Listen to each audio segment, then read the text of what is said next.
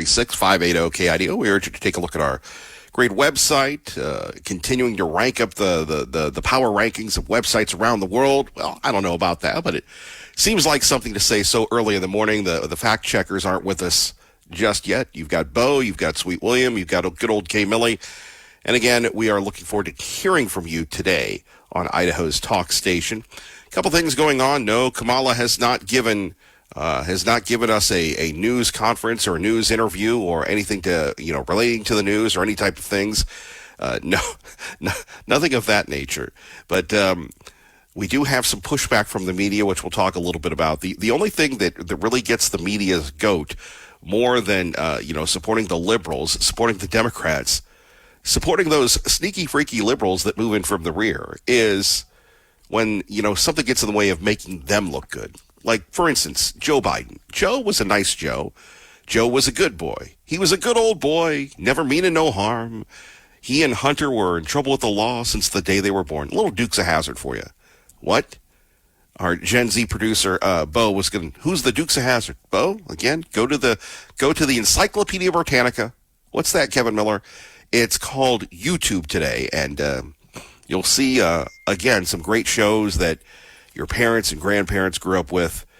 And, of course, we have our great friend Patriot Ray, who, that was the ding, just reminded me. Thank you, Patriot Ray, for keeping us on the right side. So here we have Joe Biden, who was too busy mumbling around. I'm mumbling Joe, I'm sniffing my hair. I'm the wanderer. Hey, baby, come here. Let me get a sniff of that Head and Shoulders. Love that dandruff-free stuff. So Joe was doing his own thing, minding his own business, and then Joe became a liability.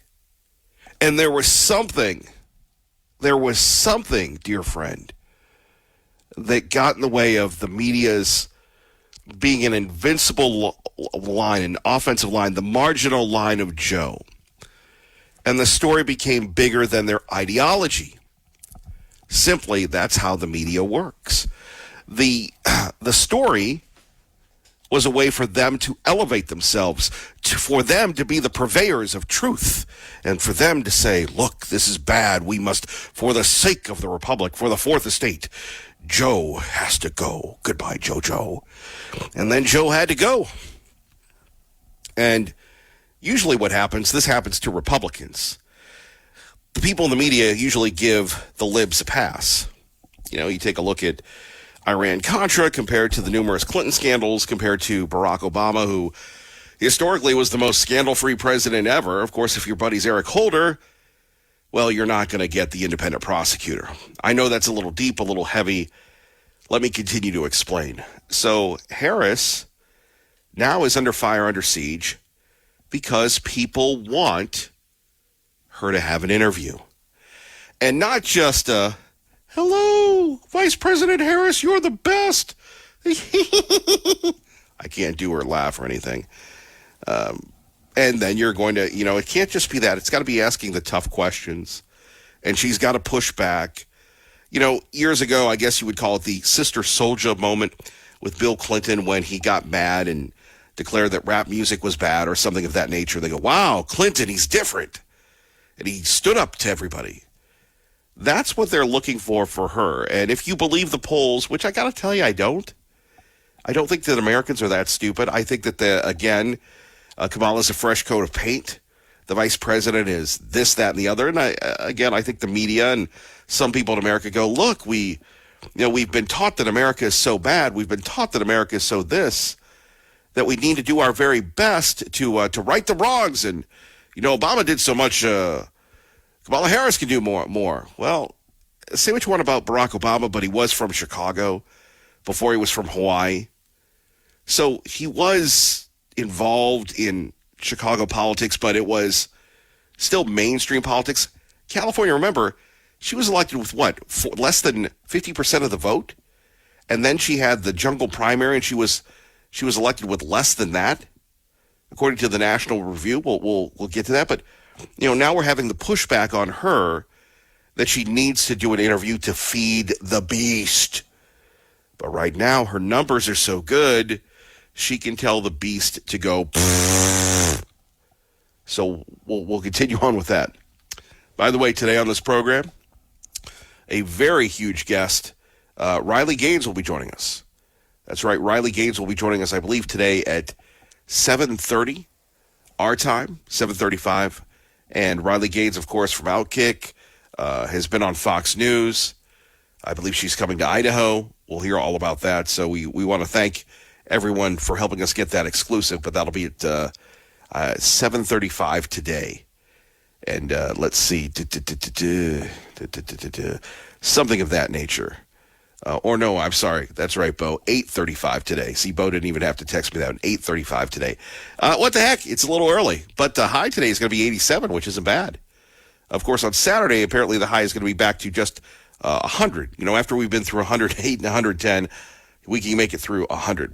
So, again, the first half analysis here, we have Kamala Harris, who still isn't talking to the mainstream media, isn't talking to anybody, and really isn't doing a lot except talking about the economy. The jobs report has come out. Again, people are losing jobs. And then the consumer price index came out, and look, inflation is coming down. Can you feel it? Can you feel it when you go to the grocery store? Hey, eggs are $1 cheaper. Can you feel it when you go somewhere else? Hey, gasoline's cheap. These are not the droids you're looking for. And these are certainly not the prices that we're all looking for. Let's face it. Prices are going to stay the same.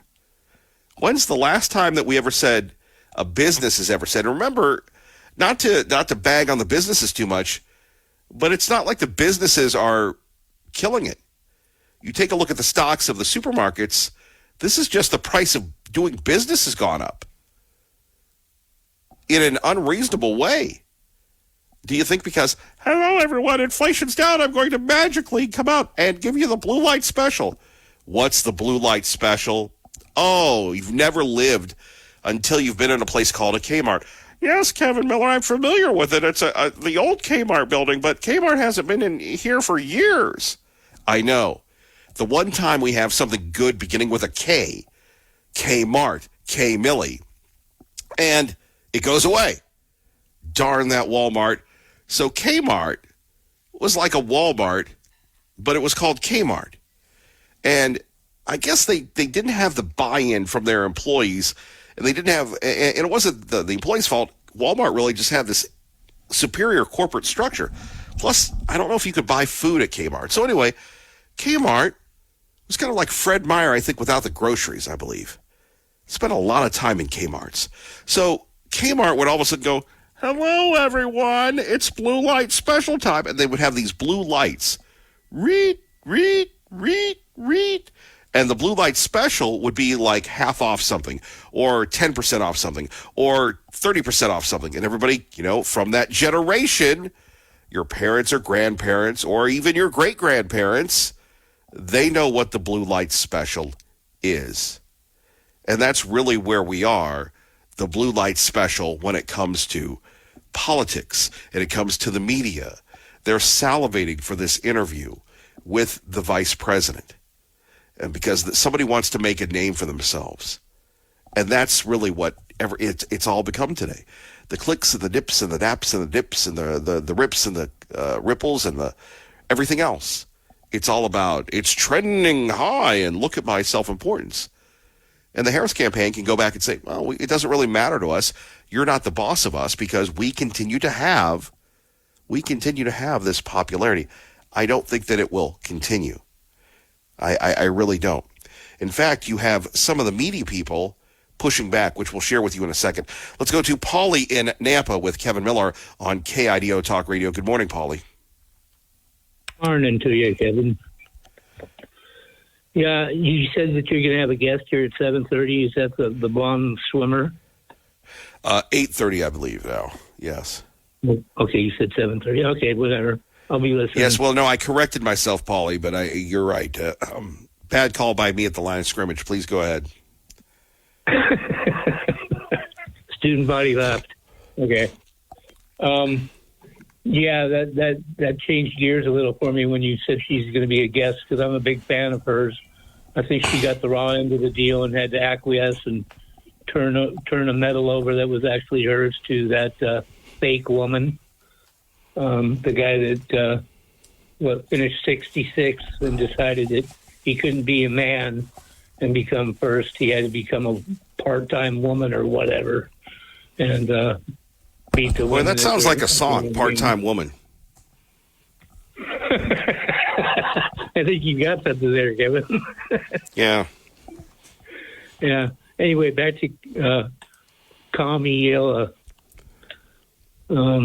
She's got her work cut out for her. She knows she can't cover up everything that she's had as far as interviews where she wanted to get free this and free that to all the immigrants and all the border jumpers. And she knows now that she can't backtrack and cover it all up. And that's why she hasn't given any interviews, because she knows that's what they're going to come after. Those questions from those interviews that she had between 2018 to 2020, and then she had the failure as a presidential candidate. Well, I mean, it's getting so crazy. She's talking about price controls. Are you kidding me? Yeah. Well, you have, if you want this economy to survive, you need the experts there that are actually working to keep it alive and keeping it pumped up full of energy. And there's certain ones that I've seen on Fox, and I have seen one, and I mean one, on BSDNC. That they don't have much except for a lot of hate for Republicans and people that are conservative minded. And so, there's one guy in particular, Charles, I can't recall his name, Charles, he's African American, Charles Payne. And he's a really smart guy. I like to listen to him and hear what he has to say about what this economy needs. And then, of course, that filters down to Trump. What Trump doesn't know, they fill in the gaps. And the guy that was with the Republicans during the Reagan administration, Reagan administration, Steve something, I don't recall, but he was in Trump's organization as well, in his cabinet. And you get these people together and you can pump life back into this thing, but it's going to take a lot of our help as well. Well, not only that, it's going to take a House and a Senate, and not a House and a Senate led by Paul Ryan. And Mitch McConnell. It's going to take a House and a Senate that has the president's back, and that's really what's at stake. Is you get a Democratic House in there, it's just going to be impeachment every week. Yeah. Well, they want some retribution. They've been wronged, and they're still smarting from it, and they can't get past that. It's a resentment. They'll carry it to the grave if they have to. It's one of those things where you keep on rubbing it and petting it and scratching it, and it'll still be there. And you have to put that behind you, and you have to have spiritual help to be able to get that behind you. Hold on, like that part-time woman.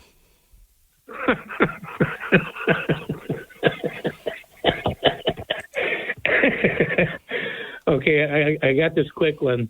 Back to Little League, Paul. Back to Little League, 1971. I had to get dressed. I had to get my uniform on at home, so I got dressed to play. And we got to the ballpark via Parizo Park in the town where I grew up. And there was a motorhome, which I'd never seen one before, and it was a Winnebago. And there was a line of kids that all had their uniforms on, and they were going into the Winnebago one at a time. They'd spend about a minute or so inside the Winnebago, and they'd come back out. And at that time, I'd been watching a lot of TV. When my dad wasn't around and my mom was busy with my sisters and all that, and the housework. And anyway, I was standing in line wondering what was going on, and I was told that we had to be there, extra early that morning extra early that afternoon to the ballpark before the game started. And so I'm standing in line and I'm wondering, what the heck is this? The kid, you're always impatient. You want it right now. And so what happened was I got into the Winnebago and there was a man with his back to the door, so I couldn't see what his face looked like. And I sat down on one of those little tables in an RV that, folds down on the side, from the side of the wall. And he was sitting there, and I sat down, and I'm looking right at him, and I'm sitting, and it's Mr. Coffee. I could not believe it. It was the most impressive thing I'd ever seen in my life at that time. I was Wow. 11 years old, and Joe DiMaggio himself was sitting across from me. No, when you said away. Mr. Coffee, I thought you sat on the coffee pot. No. He was pushing Mr. Coffee. That's how he was making the extra buck on the side. Back in '71, he was the first guy. He was a spokesman for Mr. Coffee, the coffee maker. And I'd Right. seen that television commercial 100 times on TV, so I was amazed that he was that close and he was real. Right. And so, that there's certain things in life that touch you, and sometimes they smack you upside the head. It's kind of like, I can barely recall Muhammad Ali saying, float like a butterfly, sting like a bee. That wasn't the one. He said to Sonny Liston, "You can run, but you can't hide from me." And that was the case. Muhammad Ali took care of Sonny Liston quick. Yeah, no, you're right about that. Maybe that'll happen with Donald Trump and Kamala. Oh, that's going to be one to remember. I mean, I'll never forget the deer in the headlights look that I saw with Biden and Trump in that debate. That was special. He was had. Yeah. And the same thing's going to happen to Kamala, because he's got a couple of September bombs he's going to throw into that when he's debating her. You got to know he's got something.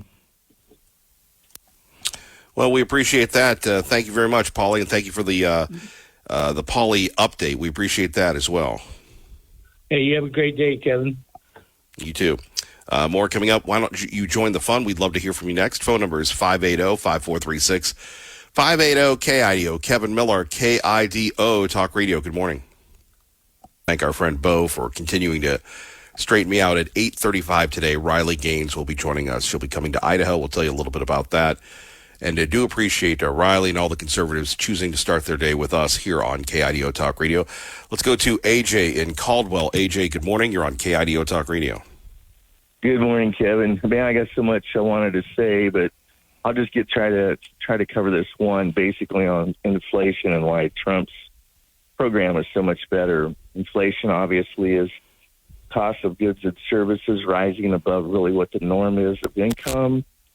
We feel it. That's what happens to us, but it's actually cost of goods and services going up, and that's for Kamala voters so they can understand it. What Trump is planning to do is create a society back again where the cost of goods and services would be lower. Her solution to fix things is to give everyone a raise, which is stupid because that just makes it on a competitive, across the world opportunity for trade even harder on the United States to repay its debts. His idea is perfect. Instead of making $2 more an hour, you're going to save about $3 an hour by things going down, like gas being $1 plus shorter, like food coming down because gas is lower. All of these things are based upon what we do as far as energy. That's the first big hike of being able to, not hike, but the lowering of things. The second would be is to reduce regulation. Farmers, people that manufacture, all these people, we have all this green energy taxation, which really doesn't do anything but just empower government. Reduce government, reduce regulation, and lower fuel energy costs. None of us will need a raise because everything will be cheaper, even homes being built. Everything will be reduced. Everything will be more competitive. And this is the thing that Democrats just don't understand. They're not economically very bright at all. And anyone with common sense should be able to figure this stuff out. If gas literally was $1 cheaper than it is today, think of how much money you save in a month. You don't need a $2 raise at your minimum wage. You'll be able to get by with the money that the savings would be in the cost of things. And this is the way we should be in America. We should be competitive. lean, strong, and vigorous as far as growth. And, of course, Democrats don't like that because then they can't make those illegal shady deals with foreign governors or foreign leaders where they're filling each other's pockets with all these kickbacks and money while the American people suffer. And that's it. It's just so simple. But yet no one really seems to concentrate on it. No, I would agree with you on that, and we shall see how it plays out. But again, I really wonder, between you, me, and the Hitching Post, that if and when it all goes down, whether or not the prices will continue to fall. I hope they do. Well, no, they did. Look, hey, there's no doubt that if gas went down $1, just $1, that trickles across in savings all the way across the board.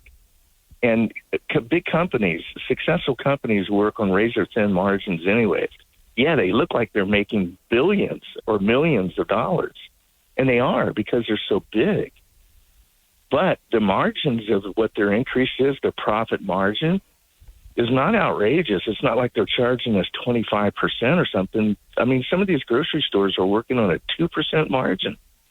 Winco is like employee owned, and they sell things at prices that no one can generally compete with, and they're a big company, but they keep it that way. Instead of selling a can of beans and making 10 cents on it, they're making 2, but they sell a lot of them. So this is the reason why people they don't understand economics, and it's crazy to me that the only thing that Democrats want is more and more of this. I want more of that. I don't want to work hard for it, but I want this. Get up every morning and go do your job and do it well. And before you know it, you'll be a manager. It's just weird. It's odd to me. Completely different mindset. Well, of course, but because everything has been given to people now, it's what they owed. They're owed these things. Yeah. Yeah, what do you think? I mean, when these people come across the border illegally and all of a sudden they're getting housing and money, what do you think they're going to be in the future as far as citizens? You think all of a sudden they're going to stop and say, well, no, I got to do everything on my own now? No, I don't think that's going to. I think they're going to continue on. Yeah, and the government will continue funding them because all they want is their vote. Democrats basically pay for votes. They give people what they want. They give them either some virtue signal or money, and that's how they're owning this country. And if we just let them keep doing it, boy, it's just going to happen. AJ, thank you for the call. Appreciate it. Take care. More coming up next. Kevin Mill in the morning, KIDO Talk Radio. Phone number is 580-5436, 580-KIDO. Let's get you to work safely. For not doing enough interviews, for not holding a press conference. Would it kill you guys to have a press conference? Why hasn't she had a press conference? Listen, the Vice President and Governor Walz have been busy crisscrossing this country since the launch of this campaign and adding Governor Walz to the ticket. You saw the ways in which they went across the battleground states last week, generating rallies of thousands, 10,000 here, 15,000 there. But Michael, a campaign rally is not a press conference. Do you mind if I cut in? I mean, a campaign rally. I like how Jim Acosta is so polite to the Harris guy. He was never this polite with Donald Trump, still isn't that polite. Shame on you, Jim Acosta. Kevin Mill in the morning on the right side on KIDO Talk Radio, your home of Clay and Buck and Big Sean and Lars and good old Kay Millie and Cowboy Calvin. Good morning, Cowboy. Welcome to KIDO Talk Radio. Good morning, Mr. Miller. Good morning, Americans. It's rodeo time. We have a 100th anniversary rodeo going on here in Caldwell, Idaho. I suggest people come on down and have a good time. Lasts till Saturday evening. It's a night rodeo, nice and cool. Well, how's it been so far? It's been real good. A lot of people, a lot of good riders. It's just very entertaining. It's a good place to bring your family. Been sitting here watching the weather to the west. We had severe lightning over in the Ochicos by Vail, Ontario, so we can expect some fires coming up. That's not good. Not good for us here in the valley. Well, certainly we don't need the lightning. We don't need a lot of those issues, do we, Cowboy Calvin? No, we don't. We have enough with the liberals running for office. We got enough problems in this world. We do, but that's why we go to the rodeo, right? Well, that's right, and just it's one place where it's not woke yet. We don't have these people that are mixed up and don't know what sex they are. We got cowboys and cowgirls. Nothing in between yet.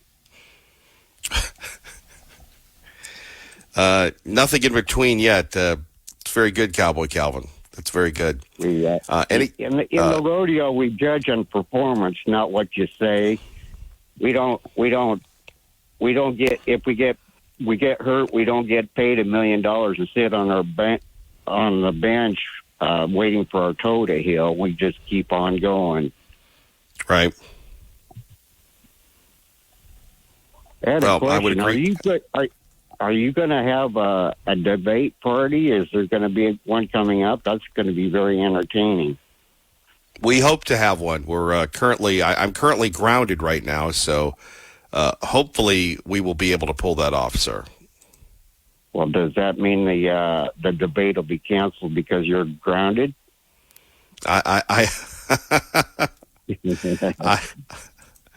I don't know about that, but we are doing our very best to do our very best to do that. We started those in this state. We would like to continue on, and when we have an announcement of a facility, it will be great. It's everybody's a little busy living their lives. It would be nice if they the world revolved around us, but it doesn't. Well, I think for a lot of people, your world does entail a lot of people. They enjoy listening to your station. It is one of the best. Well, thank you. I agree with that, and certainly my life revolves around this station, and we hope that we can continue to do these events. And it's funny because everybody's afraid. Somebody the other day goes, "Oh, we don't want to be involved in anything controversial," and really, that's how democracy falls. And you have people, and look, I get it. People are in business, Cowboy Calvin. You're in the Cowboy Calvin business. I'm in the Kevin Miller business. But I never thought in the state of Idaho we would have a bunch of sissies that own businesses that are afraid of the truth. And when people start complaining about, whatever happened to my Idaho, we could say, well, we were here, but you didn't support us. And it's funny. People are just afraid. Well, I seen that problem in Oregon and Washington. It went to hell because the people just sat around and believed it was only going to get better, and it got worse. And the time here, you got to step up to the plate. You do.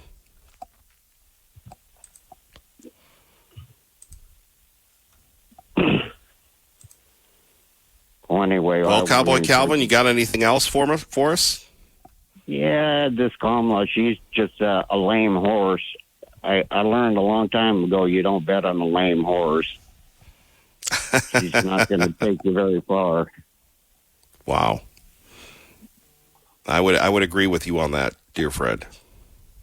Well, I'll let you go now and have happy trails, Kevin. Happy trails to you, Cowboy Calvin. Take care of yourself.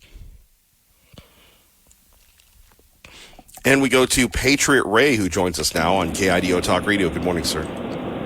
Morning, Brother Kevin. I hope you're doing well. What a beautiful day. So it is. I want a little history trip for you as far as my life is concerned.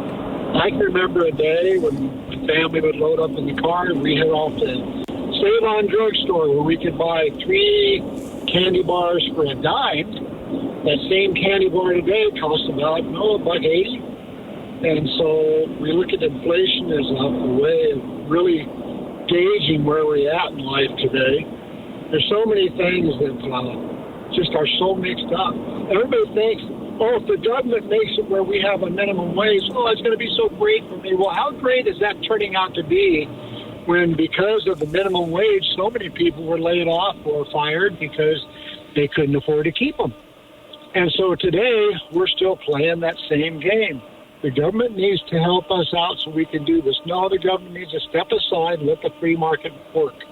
And it will work if the government get off their stupid regulations on every little thing and telling everybody what they need to pay somebody else. I don't understand why people think minimum wage is going to be $15 an hour because I deserve it. No, you don't deserve it unless you've earned it. Get in a job where you will work hard and do the best you can, except expecting just to get a paycheck for showing up. You know, it's amazing to me where the people are looking at Kamala. Now she's screaming she's going to do so much. She's going to close the border. She's going to do all the things that she never did do in the 3.5 years she's been in office. So why would they think, in any realm of thinking at all, even if you're brain dead, that she's going to be different? She's not. She's just trying to kowtow to everybody and make a good sound bite so that everybody will fall for her. It's not good for the nation. People need to wake up. My good friend, Liberal Steve, I really think that Liberal Steve is a closet Trump supporter, and he just wants to rile people up so the news can get out there how good Trump really is.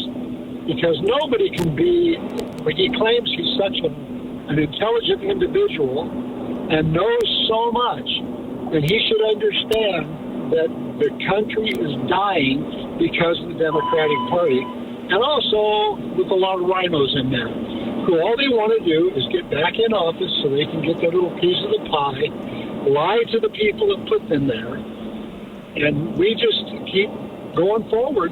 But you and I know who's in charge. The Heavenly Father and His Son, Jesus Christ, are the ones that are in charge. And no matter what happens, I don't fear, because I still have faith in my Lord and Savior, Jesus Christ, and in the people of Idaho and in the world who really know what's going on. Isn't it sad that we have to get real news from areas like Australia and other places that tell the real truth of what's going on here? So stay fired up, my friend. We love you. We think that you're doing a great job out there. We hope you get off restrictions pretty soon and see you out and about schools. Yes. And we certainly want a debate party. We want a debate party. You know I will show up. And I know my son will. I'm with you. We look forward to seeing you. And again, we're working on that diligently, sir. Well, we certainly hope it can be put into play, because it's fun to be at those debate parties and see people who don't agree with us who show up. And it's pretty interesting. You know, some of the things I really like lately is there have been black people that wanted to go to a Trump rally, but they were afraid for their life. And they get interviewed, and the people say, come on in with us. Join us. It's okay. We're all brothers and sisters here. Then he goes with a Trump shirt over to the other side, and they lamb-blast him, call him an Uncle Tom and everything else. So you have to look at what's really going on, the destruction of America, through the idiocy of those in office. So God bless them. Thank you so much, my friend. You take care. Thank you, Patriot Ray. More of your calls next. Kevin Miller, KIDO Talk Radio. Of course, Clay and Buck today at 10. After that, it's Sean Hannity. Sean's getting ready to... I have to say this. I listen to the station all the time, and listening to Sean and Linda talk about what they're going to do next week at the DNC, and that Sean is bringing his sensei with him, and they don't call him Sensi or Sensi, or I guess it's Sensei or whatever. Sensi is a company here in Boise, or in Meridian. Anyway, Sensi is this martial arts guy. And it reminds me of the Dwight and Michael in The Office, and Sensei is going to protect him, and Linda's going, well, you and Sensei are doing this. It's politics and conversation. Sean Hannity, weekdays 1 to 4 on KIDO Talk Radio. Let's find out what Sean's up to right now. Good morning. KIDO Talk Radio. Turn up your radio. Here's the Sean Hannity Morning Minute. The Evangelicals for Harris group announced on Saturday that the activist, a woman by the name Owan, will be hosting their Zoom call this week, a July 2020 podcast. She said, completely reimagining what it is. Down to changing the name so it's no longer police. And then apparently said on another Zoom event, we have to understand something. Whiteness is wicked. It's wicked. It's rooted in violence. It's rooted in theft. It's rooted in plunder. It's rooted in power. It's rooted in privilege. Okay, just like Kamala Harris meeting with people and apparently agreeing to consider, although they denying that, but they've been lying through their teeth. Check out the Sean Hannity radio show later today, right here. Hey, ready to give your home a summer makeover without breaking the bank? Our friends at Blinds.com, they have you covered with huge summer savings on premium customizable window treatments. I love Blinds.com. They invented the better way to shop for energy-saving blinds and shutters. I love my motorized options. You'll love them too. And even cooling outdoor shades, all online. Blinds.com, they give you free professional design experts that can help make a minor project like updating your window treatments have a major impact on your home's decor. They also send you free samples, and plus you get unlimited window treatments installed, whether it's one window or 50 windows for one low cost. And as always, Blinds.com has their 100% satisfaction guarantee, 100%. And if you shop at Blinds.com right now, you get huge summer savings, up to 45% off site-wide. That's up to 45% off site-wide for a limited time when you go to Blinds.com. Rules and restrictions may apply.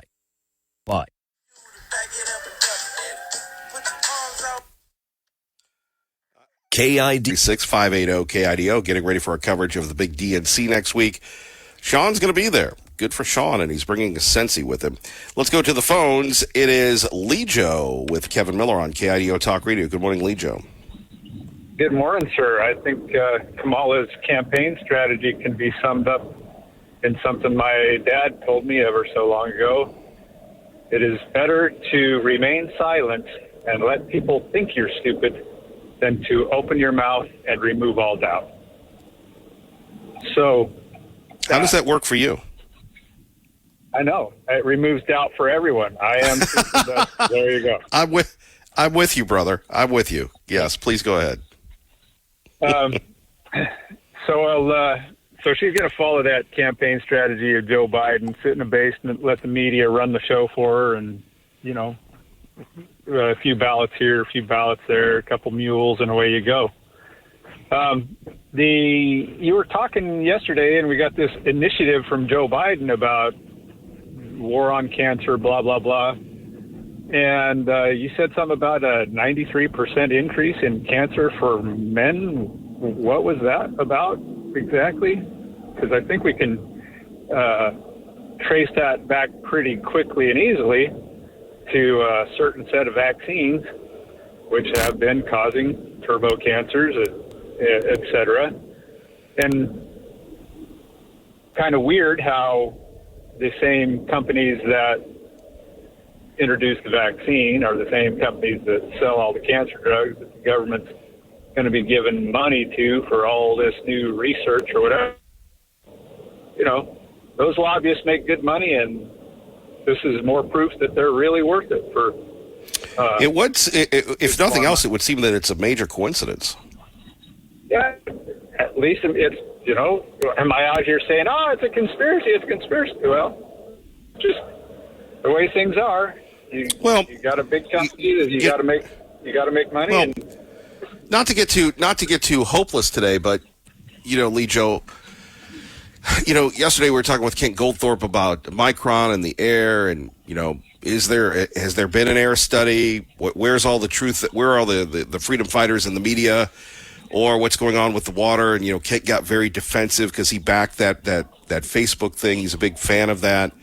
Got very defensive about the water, but if you're going to knock down the trees, or not knock down the trees, but you're not going to take a look at the air, then where are the priorities? And it goes back to what you said. It's big business. And, you don't have to watch City of Lies with Johnny Depp about the death of, the investigation of Tupac, or Kill the Messenger with Jeremy Renner, who's talking about, Iran-Contra. Heck, we still don't even know what happened to Kennedy. Yeah, we got to release something there. I'm still not a big follower on all the minutia and details on Kennedy, but the government's got files they haven't released, and it's how many years ago? Well, okay, I'm starting to pick up a trend. Well, and not only that, they passed laws that they were obligated to release them, and then they just said, we're not going to follow the laws. Well, that's how the government works. You have to follow those laws. That's it. And, do all you can, whatever. You want to take it to a judge, you want to sue somebody. Well, those guys are on the same payroll, so good luck with that. Look, Sean was talking about his attorney's fees yesterday. I've not anywhere near the fees that he's had, but you do spend your own money looking at where you are on certain cases. And I can tell you that I have spent a record amount this year on attorney fees. Well, I'm sorry to hear that. And I hope you found a decent attorney, because I'm pretty sure they don't exist. Maybe one or two. And oh, no. What I love about attorneys is the best attorney that I had actually is a federal judge now. And they told me, look, do you want to buy litigation? And really, an attorney is just like going to a therapist. But at least the therapist, you hope to get something back from you. When you go to an attorney, they go, well, this could happen, and this could happen, and you could stand on your toe. And being an attorney is a great gig. I agree. It goes back to that case against the sheriff.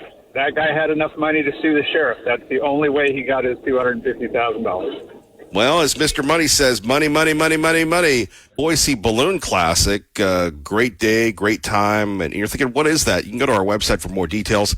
Year after year, Town Square Media, and of course the Boise Properties, and the Spirit of Boise Balloon Classic. And of course, all of the great sponsors like our friends at Cap Ed Credit Union and CBS2 bring you the Boise Balloon Classic. I almost said Boise Music Festival. But you're thinking, well, dude, what is it? Well, you get up in the morning and you go see the balloons. The balloons. And thinking about just how bad things are politically and everything else, you need a little balloons in your life. You need a little balloons. And one of the things that that I love, I don't really love it at the time, but don't tell anybody this, because really this is our little secret club. But it's here at Ann Morrison Park, and the Night Glow, where people just literally stand out for hours and hours and sweat just so they can see the Night Glow. Yeah. We've got it pretty good here. Let's go to Fox News' Ryan Schmelz joining us now on KIDO Talk Radio. Ryan, how are you? Hey, Kevin. I have a good wrestling promo for you. I'm ready. All right. So you know how yesterday you were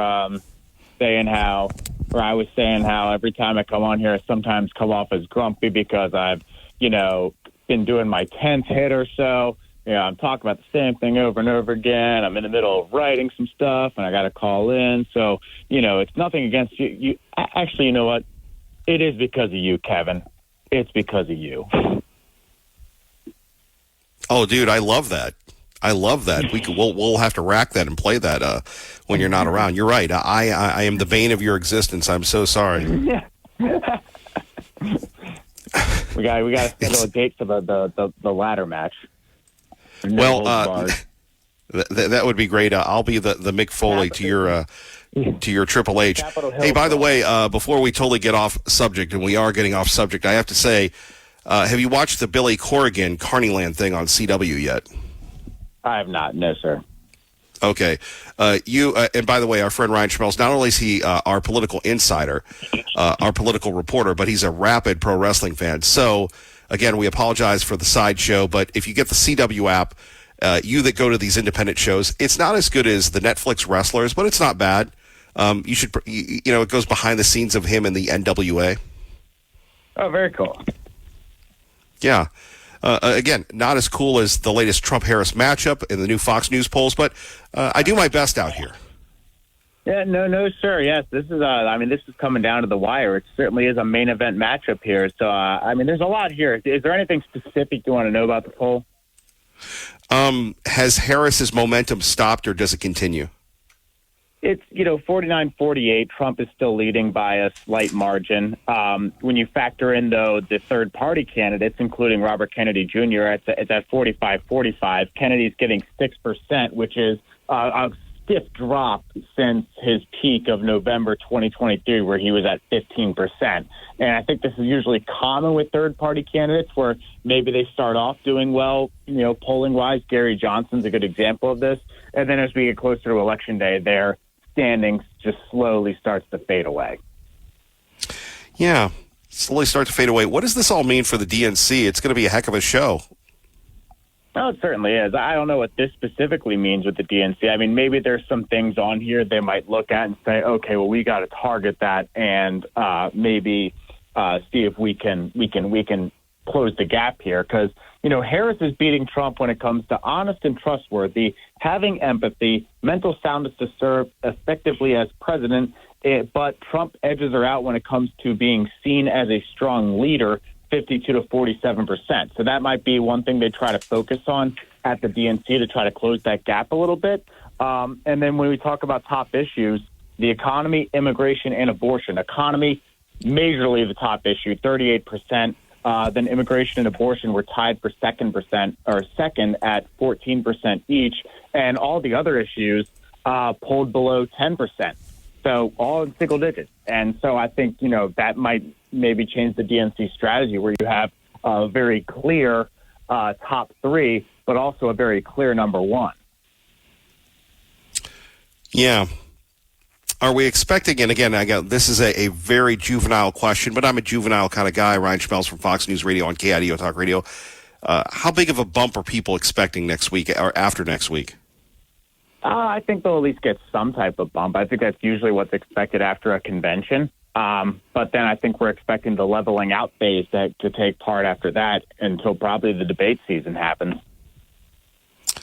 Yeah, and I know we have one debate. Any word on any others? And I don't want to put you on the spot, bro. The Walz campaign agreed to a second debate yesterday. It looks like we have an official confirmation for a vice presidential debate coming up next week. Or not next week, but sometime in September. So it looks like we've got two on the books, but not a second one between Harris and Trump yet. I guess they call that in your business, but people are efforting that. We're going to efforting it. Yeah, I guess that's one way to look at it. But I think a lot of people are excited for this vice presidential debate. We got two guys who are pretty good trash talkers. Definitely, seem like they watched wrestling a couple times in their lives, and I think both are pretty sound on policy too. So I'm actually pretty pumped to see what they're able to pull out. Okay, out of anybody, who would you pick as the tribal chief out of the big four here? I get in trouble if I actually gave you that opinion. My man, you are on your game. I tried to get you to slip up. My man, appreciate you. You tried. Nice try, Kevin. Nice try. Ryan, heel turn. You tried for the heel turn, but I'll have to. I know it's now coming, so we'll see. Don't turn your back on me. Hey, Ryan, have a good day. You too, Kevin. Thank you. We really appreciate Ryan Schmelz joining us from Fox News Radio. It's nice to get their personality, right? And one day, we're just going to have to do an hour with him on his love of professional wrestling. You're going to go, Kevin Miller, come on. I tell you, the stuff that goes on with that sport at the grassroots level, whether it's the Idaho Wrestle Club or it's Devotion Championship Wrestling, they do make it work. By the way, I'd be remiss if I did not give you the Hunter Biden latest on KIDO Talk Radio. The article states, quote, the records which the Biden administration had withheld for years indicate that Hunter Biden wrote at least one letter to the U.S. ambassador to Italy in 2016 seeking assistance for the Ukrainian gas company Burisma where he was a board member. This request is reportedly from the son of a sitting vice president on behalf of a foreign company. According to the New York Times, a Commerce Department official based in the U.S. Embassy in Rome responded to the request with caution, writing, "This is a Ukrainian company, and purely to protect ourselves, the United States government should not be actively advocating with the government of Italy without the company going through the Department of Commerce Advocacy Center." Yeah, all of a sudden now we're getting more and more information on Hunter Biden, and that Hunter Biden could be finally charged with something that Kevin Miller talked about for years and years and years, and that's being an unregistered foreign agent, the aforementioned Ryan Schmelz. 16 letter to the U.S. ambassador to Italy, Hunter Biden reportedly asked for assistance from the U.S. government for a potential energy project in Italy involving Burisma, the Ukrainian energy company for which Biden served on the board of directors. President Biden was vice president at the time. While the White House referred Fox News to Hunter Biden's attorney, who hasn't responded, he did provide a statement to the New York Times saying, quote, "No meeting occurred, no project materialized, no request for anything in the U.S. was ever sought, and only an introduction in Italy was requested." House Republicans have been investigating whether President Biden took part in a bribery scheme involving his family's overseas business ventures. The White House insists that never happened. Ryan Schmelz, Fox News. Yeah. And by the way, the Justice Department knew about this because the New York Times requested this information years ago, and they never gave it to them. Think about this. Have you ever been a favored son or daughter? The fair-haired child, the teacher's pet, the boss's go-to person at work. Or perhaps you've been the person at work, in life, that really everything has gone your way. And we see that a lot. And maybe when we were in a more competitive state in our lives, we would go, why did they get the deal and I don't? I can recall traveling the country and listening to local radio when local radio existed.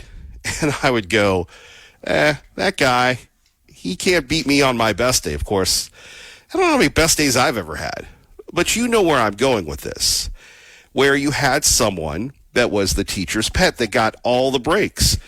There have been people in this town and media. I mean, look, when your first job in television is to land at Channel 7, that's like being born on third base, to quote Jim Harbaugh. It is. It's like being born on third and then getting a home run. But let me put it to you this way with where Joe Biden is. So Joe Biden, now remember, he was going to run in 2016, and his daddy, Obama, said, no, Joe, you're not going to run because you're an idiot. And Joe had to sit there while Hillary Clinton got beat. Remember, all the media prognosticators said that Trump was going to lose.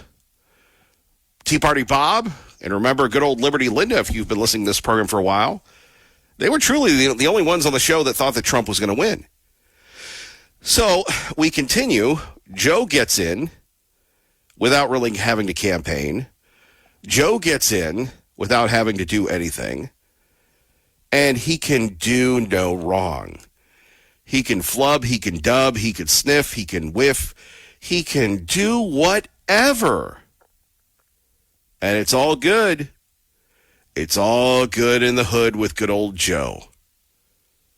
At 580-5436, 580-KIDO. And then all of a sudden, Joe gets his butt kicked. And then he flubs an interview with George Stephanopoulos that was going to be a softball interview. And he continues to spiral. He can't name his Secretary of Defense. You know, the black guy. Huh? Joe, you were out there wandering around during Juneteenth. You can't remember Lloyd Austin's name? What up, Joe? So whether it was Obama, whether it was Harris, whether it was Pelosi, they decide the bloom is off Joe's rose. Joe got to go. And that means all the little breaks that go your way, all the little breaks that go your way are done. Like I said, man, when you have a boss that has your back, that is the best feeling ever. Even if the situation at work or in life is not the greatest, even if they just make you feel that they have your back, it makes you buy in. And sometimes it's kind of cute, kind of fun to get a little break, to cut to the front of the line. Well, now, Joe is nothing more than a guy who used to be the champ. He's done. He's useless. He's a useful idiot. And Joe, watch what you say or we'll 25th Amendment you, buddy. So now the breaks that went his way, the breaks that allowed him to become the president of the United States, the lying about the Russian collusion, delusion, fusion, where's the outrage?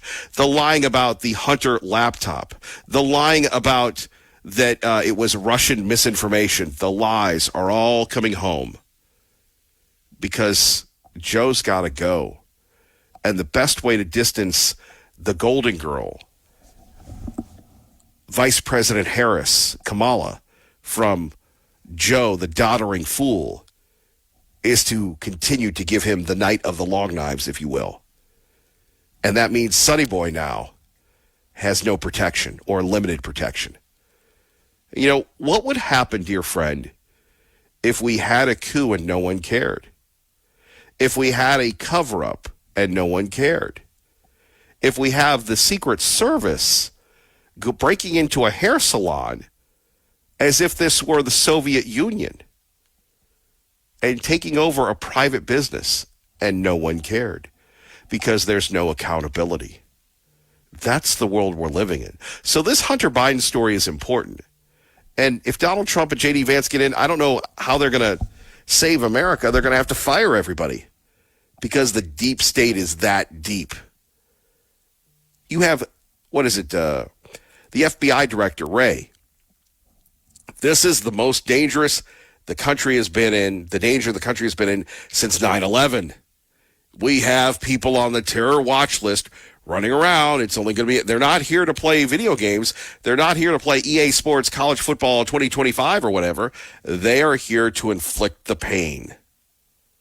And you're going to go, I just want to shake it off like Taylor Swift. Oh, I'm a Swiftie. Well, they don't like the Swifties. Even the Swifties aren't safe. Think about that.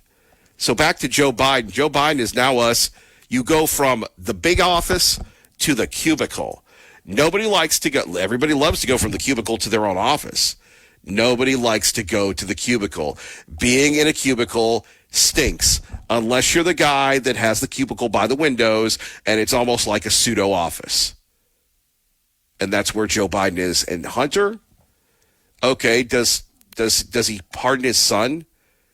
Because if you're lobbying governments to give Burisma or someone else a sweetheart deal, and you're not registered as a lobbyist for a foreign agent, you don't have to be someone that watches Law and Order Criminal Intent too many times, the reruns, to understand you are violating the law.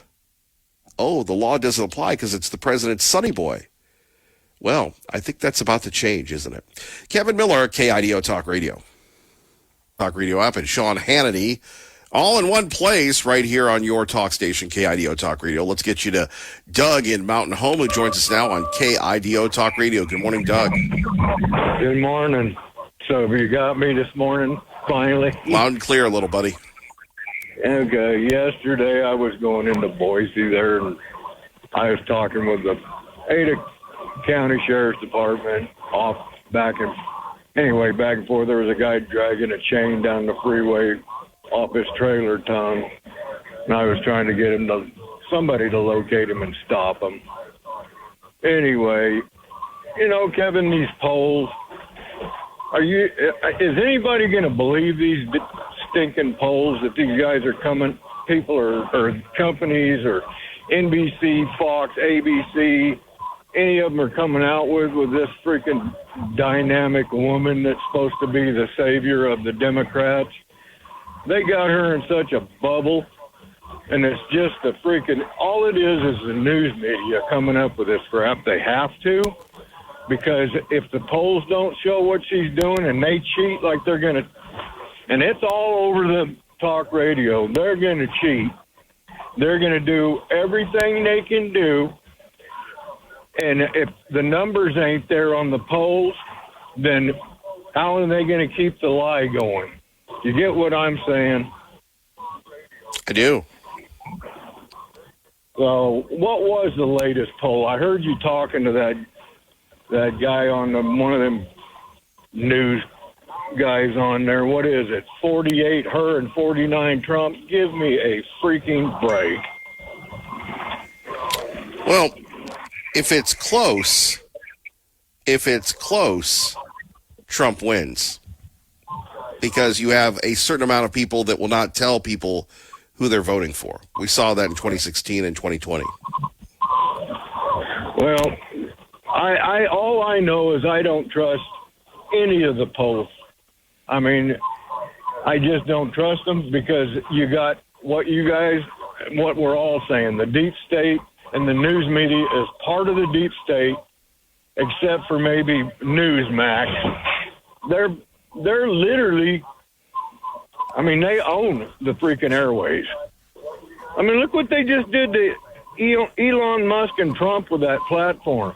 And look how much money Elon Trump has and how they shut it down right off the start. Or not, yeah, literally over, I don't know how all that works, but listening to the talk radio, how they just, I don't know how they do it, Kevin, run it in there with so many freaking people and shut it down to where nothing was happening for a while. You get what I'm saying? I don't know how. Yeah, they overloaded the servers. Right. There you go. You know, and it's the UN, the EU's doing a lot of it. I mean, huh? What's that? What's that? I don't know. Did I lose you? No, you're right here. Okay. So anyway, that's just this old man's perspective. And there's nothing in my government that I trust. Nothing. Absolutely freaking nothing, people, that I trust in my government. The only thing that bit me in 4 to 6 times is trust in one person. And right now I trust Trump and J.D. Vance. That's it. And I don't know where else to go with this, but people, you better really stop and think about who you vote for. And I know who the progressives are going to vote for, but there's a lot of Democrats and independents that are still on the fence. And you better start going to your conscience and going to the Lord, and you better do this right, because there's going to be, and even this, Kevin, they're not going to give this up if they lose. They've been saying it. They don't even care what they say anymore. So that's just me. You do a good job, Kevin. I appreciate it. Sorry about yesterday. And just like I was saying, no big deal, Doug. Yeah, it's just like what I've always been saying. All you got to do, people, is look at what's going on in other communist countries, because that's what this is, communist. It ain't socialism. It's past that, folks. This is communist. And if they cheat and they win, and Trump and them guys back out again, whoever made him do it the last time, and they back out again, people like me, people like you, Kevin, they will hunt us down. I don't care. I'm an old guy. I ain't got much more time to live, and I don't care. I don't want to see it happen to my country. It's the best, beautifulest country in the world, and it still is. It's just these people have been embedded for decades. And now God says it's coming to the end. His word. God bless you, Kevin. Talk to you again. God bless you, Doug. We appreciate you. Kevin Miller in the morning, KIDO Talk Radio. Don't forget our friends at Beacon Plumbing. They say stop freaking, call Beacon today. BeaconPlumbing.net for all your plumbing needs. 24 hours a day, 7 days a week. They man a phone line where you talk to somebody who actually will say hello. It's not that computer-generated AI. It's an actual person. That is Beacon Plumbing's commitment to you. BeaconPlumbing.net. Locally owned and operated, locally servicing the entire Treasure Valley. Let's get you to work. Safe 436. Remember, Riley Gaines will join us next hour talking about her trip to Idaho. That's a KIDO Talk Radio exclusive. She will be in Idaho in Meridian. Also, we've got some Yap Clubbers. We're going to get to them in a minute. But first, let's go to Brian in Napa with Kevin Miller on KIDO Talk Radio. Good morning, Brian. Hey, Kevin. I ticked some people off yesterday with my truth about Eastern Idaho growing up here, didn't I? Bonnie told me to buck up. I don't know what buck up means.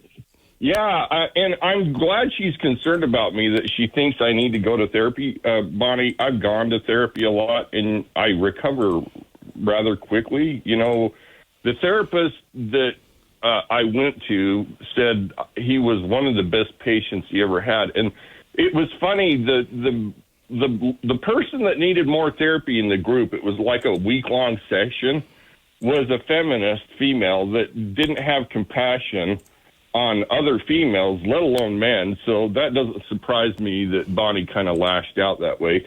Hey, and I guess I can't say Jesus anymore. It upsets Liberal Steve so bad. Like, every time I say Jesus, he just goes nuts. Is it the drugs? I don't know. Anyway, Kevin, I wanted to back you up. What you were saying today was something like my grandpa Clark, my grandpa Gunnarsson, my dad, my mom all taught me. And Idaho taught me. Idaho, especially Eastern Idaho, it's cold like Wyoming. It's a harsh environment. And my family wasn't soft on me. They were hard. And they were hard on me because they knew I was in a hard environment and I had to be tough to get through it. Because they knew they would be gone one day. And what you're talking about, Joe and Hunter, is all these people being soft on him. And one of the old tricks of the devil, and sometimes the matriarchy does this, mothers do this, mine didn't, is they're like, don't worry, I'll take care of you. You know, the mother in the tower with Rapunzel that wanted to protect her and keep her safe. And then one day the big bad world comes and smacks you in the face and you have a reality check. And that's exactly what's happening to the Democratic Party.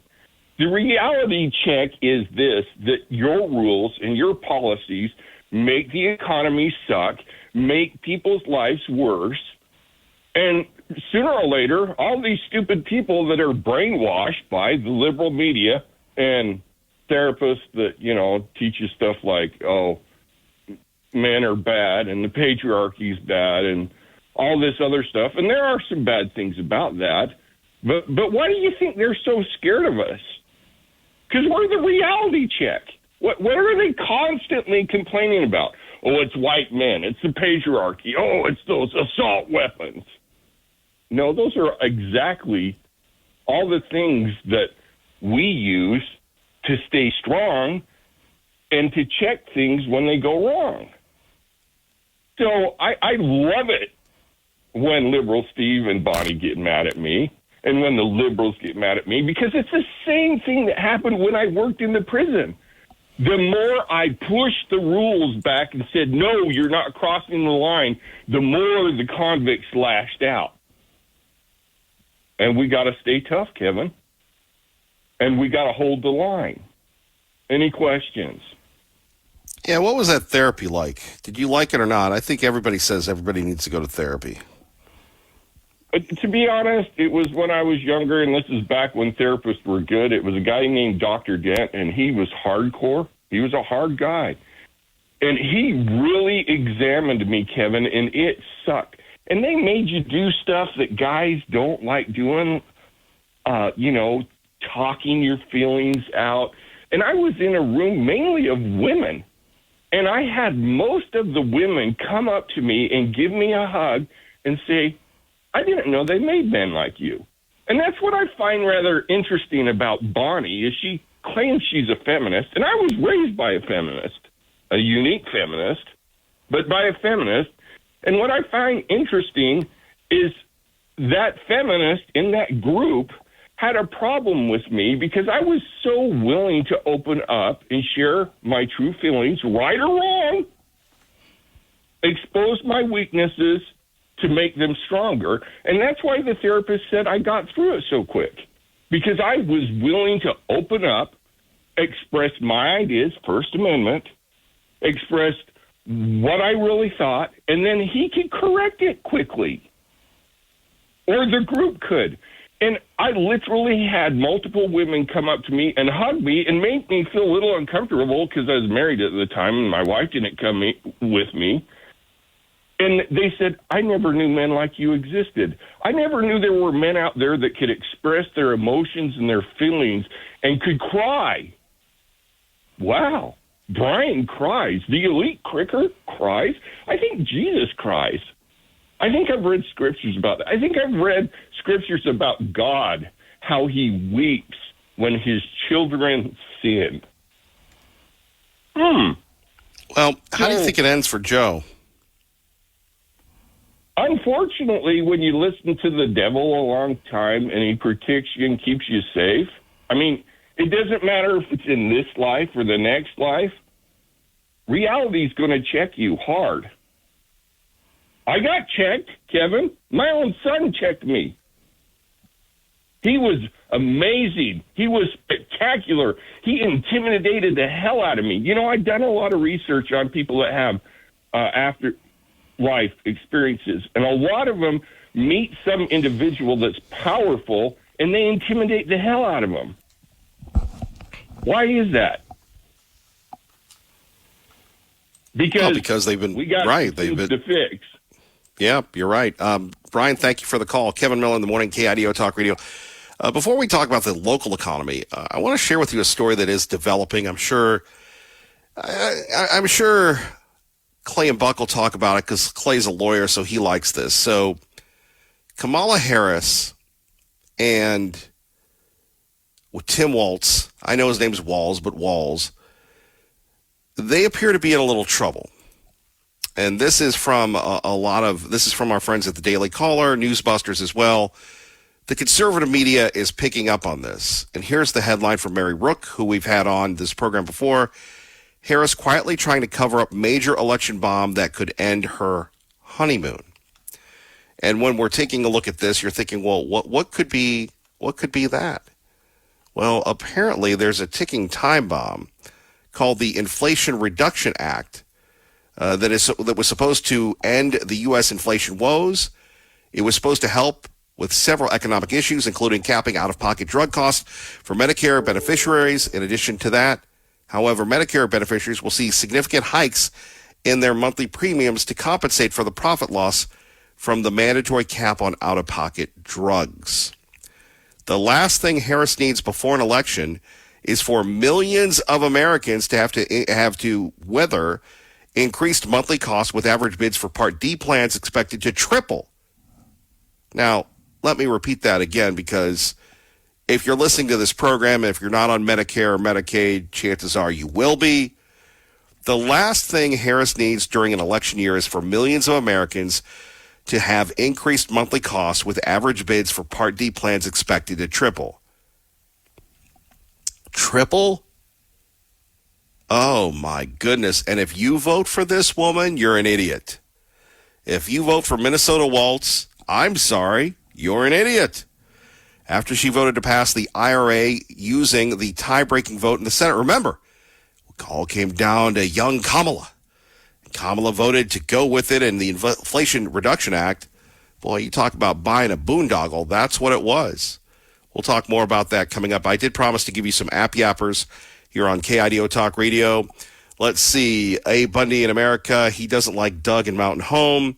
Kevin, you should do the debate watch party at the bar that celebrated Hetero Month, Glenn in Nampa. Thank you, AJ, for being totally factual on economics. Here you go. Here's a good one.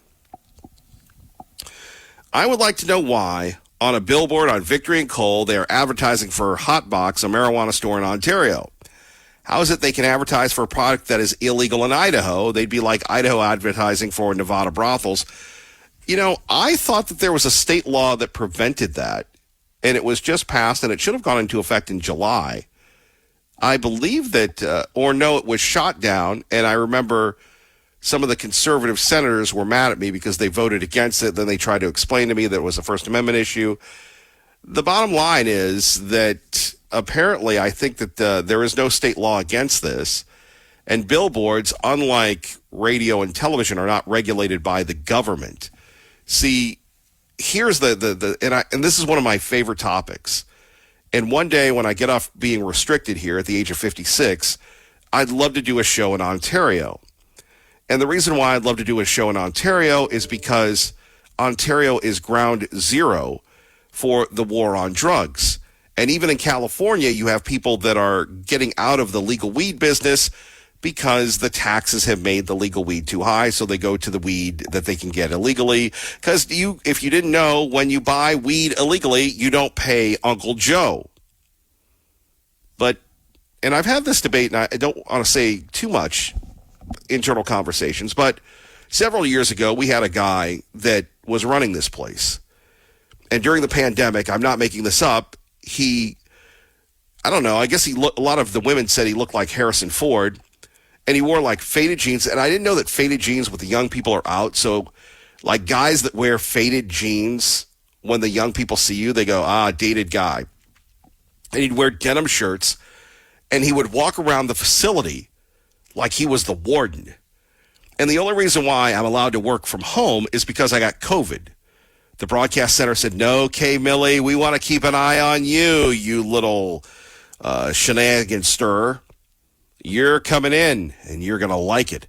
So anyway, and a lot could be told by the bosses. So the big boss would walk around, and every hour, because there were only 4 people in a building that houses 300, he would look and see if each one of us were in our designated cells. And he had a red bandana on, like The Shadow. Google The Shadow.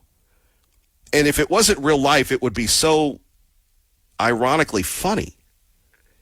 And so The Shadow one time is talking about, we need to take up the weed ads.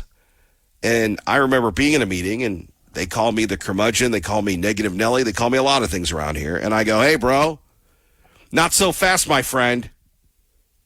Who said Pudgy could speak? Did I really say that out loud? Yes, you did, sir.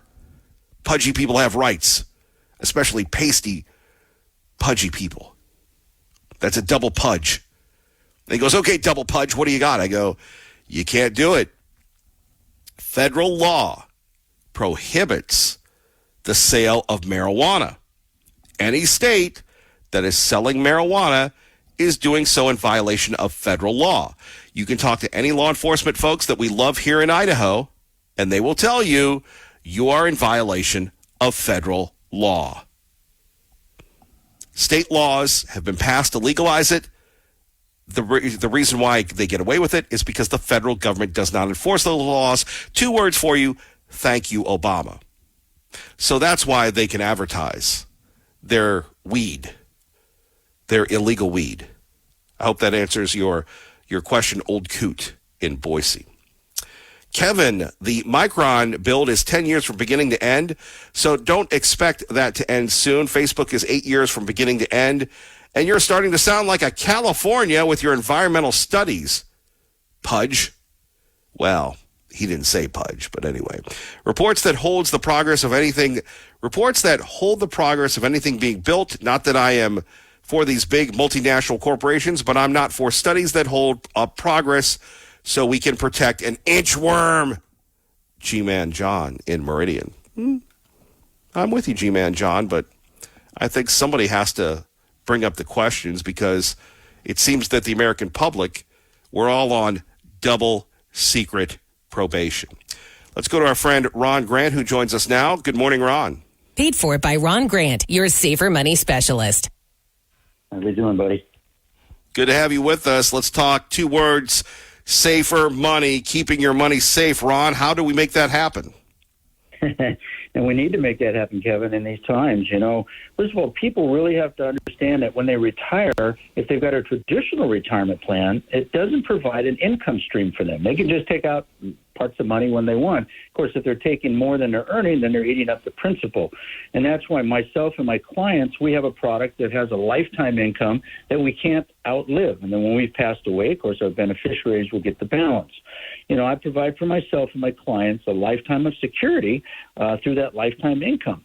And right now, one of the top companies out there through August 26th, they're offering a thank you bonus for moving your money over with them. And it's a 47% bonus. And that's pretty powerful. But more powerful than the bonus is that lifetime income stream that you can't outlive. I've been on talk radio for over 14 and a half years educating people on just how to do that. Ron, if people want to get a hold of you, what can they do? Well, I've got a great educational website that they can go on first. There's some books that they can download, 10 Things to Know About Retirement Income. There's articles there that they can read. There's videos there that they can take a look at safermoneyspecialist.com. And, of course, they can give me a call right here in the Treasure Valley. Let's talk about that 47% bonus program, 208-660-1372. Ron, thank you very much. Thank you, buddy. Stay dry out there. It's raining. Paid for by Ron Grant, your safer money specialist.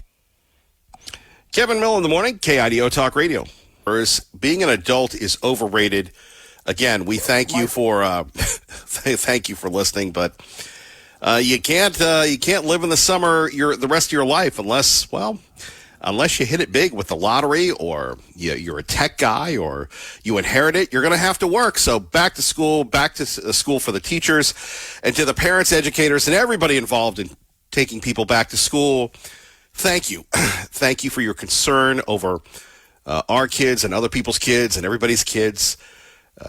Whether we agree or not politically, we're all in this together.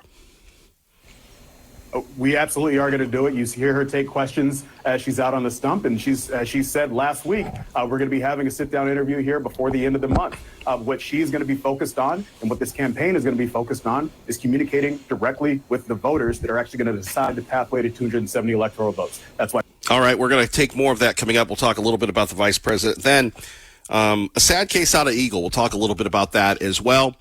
Also, Riley Gaines. That's right. Riley Gaines will be joining us at 8:35.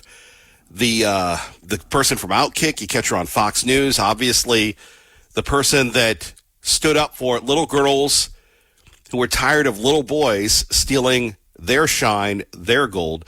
She's coming to Idaho. We'll tell you about that and how you can see her and hear her speak and all sorts of things. We look forward to hearing from Riley coming up. And I do want to thank everybody that that put in a good word for us. We do our very best when we have the guests on to hear what they have to say. So it will be one of those things where we get out of the way. Now, if you're like Paulie in Nampa, or maybe Subaru Jerry, you're working and you want to hear the Riley Gaines interview, you can go to our website or wherever you get a podcast. And how many podcasts are out there, bro? Too many. Too many podcasts, but just under Kevin Miller Show, you're going to see my pudgy face and go, there he is, Pudgy, Porky, with Riley Gaines at 8:35 today. Stay with us. Good morning. 580-5436. 580-KIDO. Shout out to our friend Greg Ferrer from Real Estate Rescue Idaho. He always starts his day listening to us. He and his beautiful wife, Jerry, we appreciate them listening, and we appreciate everyone listening. And again, it's so funny. I was driving around Boise State yesterday, and it was, I don't want to say it was interesting, because everybody says, oh, it was interesting. It was interesting seeing all the old people move their kids in. And I really caught the irony of that. Think about that for a moment, the irony of what's going on. Here you have the moms and the dads, mainly the dads, that were moving with these big barrels and stuff, their kids in. And I'm thinking, isn't that nice? Dear old dad taking time off to move the kid in. And I'm thinking, wait a minute. Shouldn't the young people be doing this? Obviously, they're more fit and set up to haul in the stuff, and it's their stuff. aren't we not teaching them responsibility by doing it for them? I know you're going, Kevin, that's extreme. That's really extreme.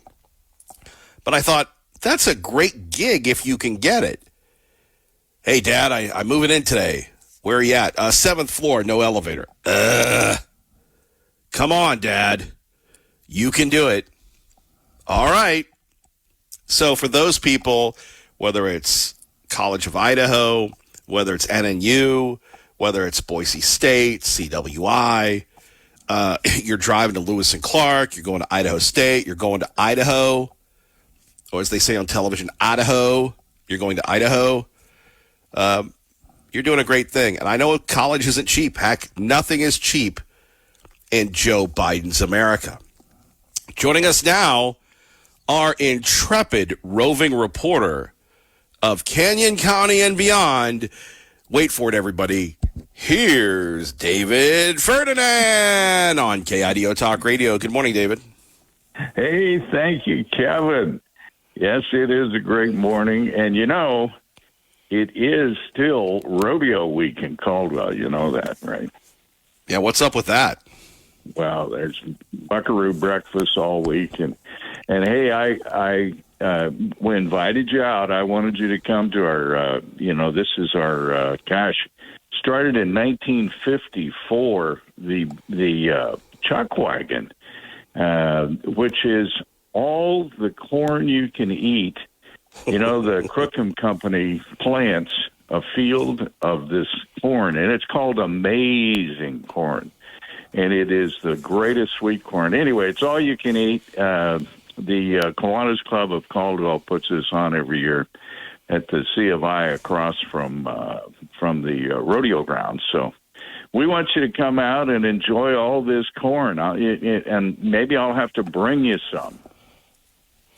Now, that's dedication if you're going to bring me some corn. You know, the corn is great going in. It's just coming out that has our troubles. What does this mean to the community of Caldwell and Canyon County? Oh, man, this is, the Kiwanis Club, of course, does kids projects, and these guys are a great group over in Caldwell. And Erin is the president this year, and she's just doing a great job. What does it mean for the community? You know, we have all the fact is, I think the C of I girls volleyball players are going to be helping tonight. I think we've had the Boys and Girls Club out there. This is for community projects. It helps fund all of these kinds of things. But most importantly, some of the people said they come for the corn. And it's incredible. Of course, pulled pork and all the other, beans and stuff that come with it. But it's the community. It's something for the community to come out to, and it's, of course, support and helps the entire community with all of these great projects that the Kiwanis Club does. And, it's part of the rodeo. I mean, it's the history. Think about this, 1954. Of course, this is the 100th year of the rodeo in Caldwell, known affectionately as the Caldwell Night Rodeo. You understand that where they came up with that, right?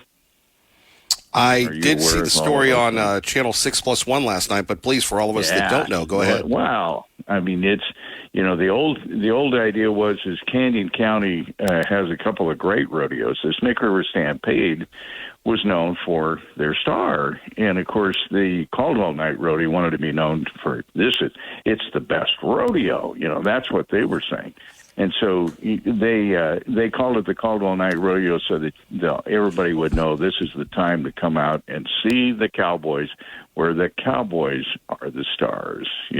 That was the whole idea. Yeah, because apparently that almost went the rodeo went broke because they paid too much for a big singer years ago. Yeah, that's right. Yeah, and I think I saw that person. Well, the rodeo grounds used to be over there by the kit factory, and the airport was over there. All that stuff was over there. When they moved everything over to Blaine and and the Cleveland Street corridor in Caldwell. They built a really nice facility, and of course, Canyon County Fair expanded, and it is a great facility. It's a great place where people can get together and just enjoy the great weather that we've had. The only problem is some of that smoke, but it looks like it's clearing up, Kevin. Not bad indeed. A little rain coming in, and hopefully that'll help it all. Yeah, well, the Chuck Wagon takes place at the C of I, where you can pull in and park and enjoy the shade of those great sycamore trees in front of the C of I Simplot Hall, and it's a great thing to do, especially for the entire community, for the family. Bring them all out. Prices are good, and listen, all the corn you can eat. That Crookham sweet corn is the greatest stuff. You got to taste it, Kevin. I believe you, David. I believe you. All right. Well, listen, we'll see you out there. Starts at 5:30, goes to about 7:30. Longer if we have more people. But tonight's the last night of the Chuck Wagon. Of course, not the last night of the rodeo. So you can enjoy that, and of course enjoy the Buckaroo breakfast as well.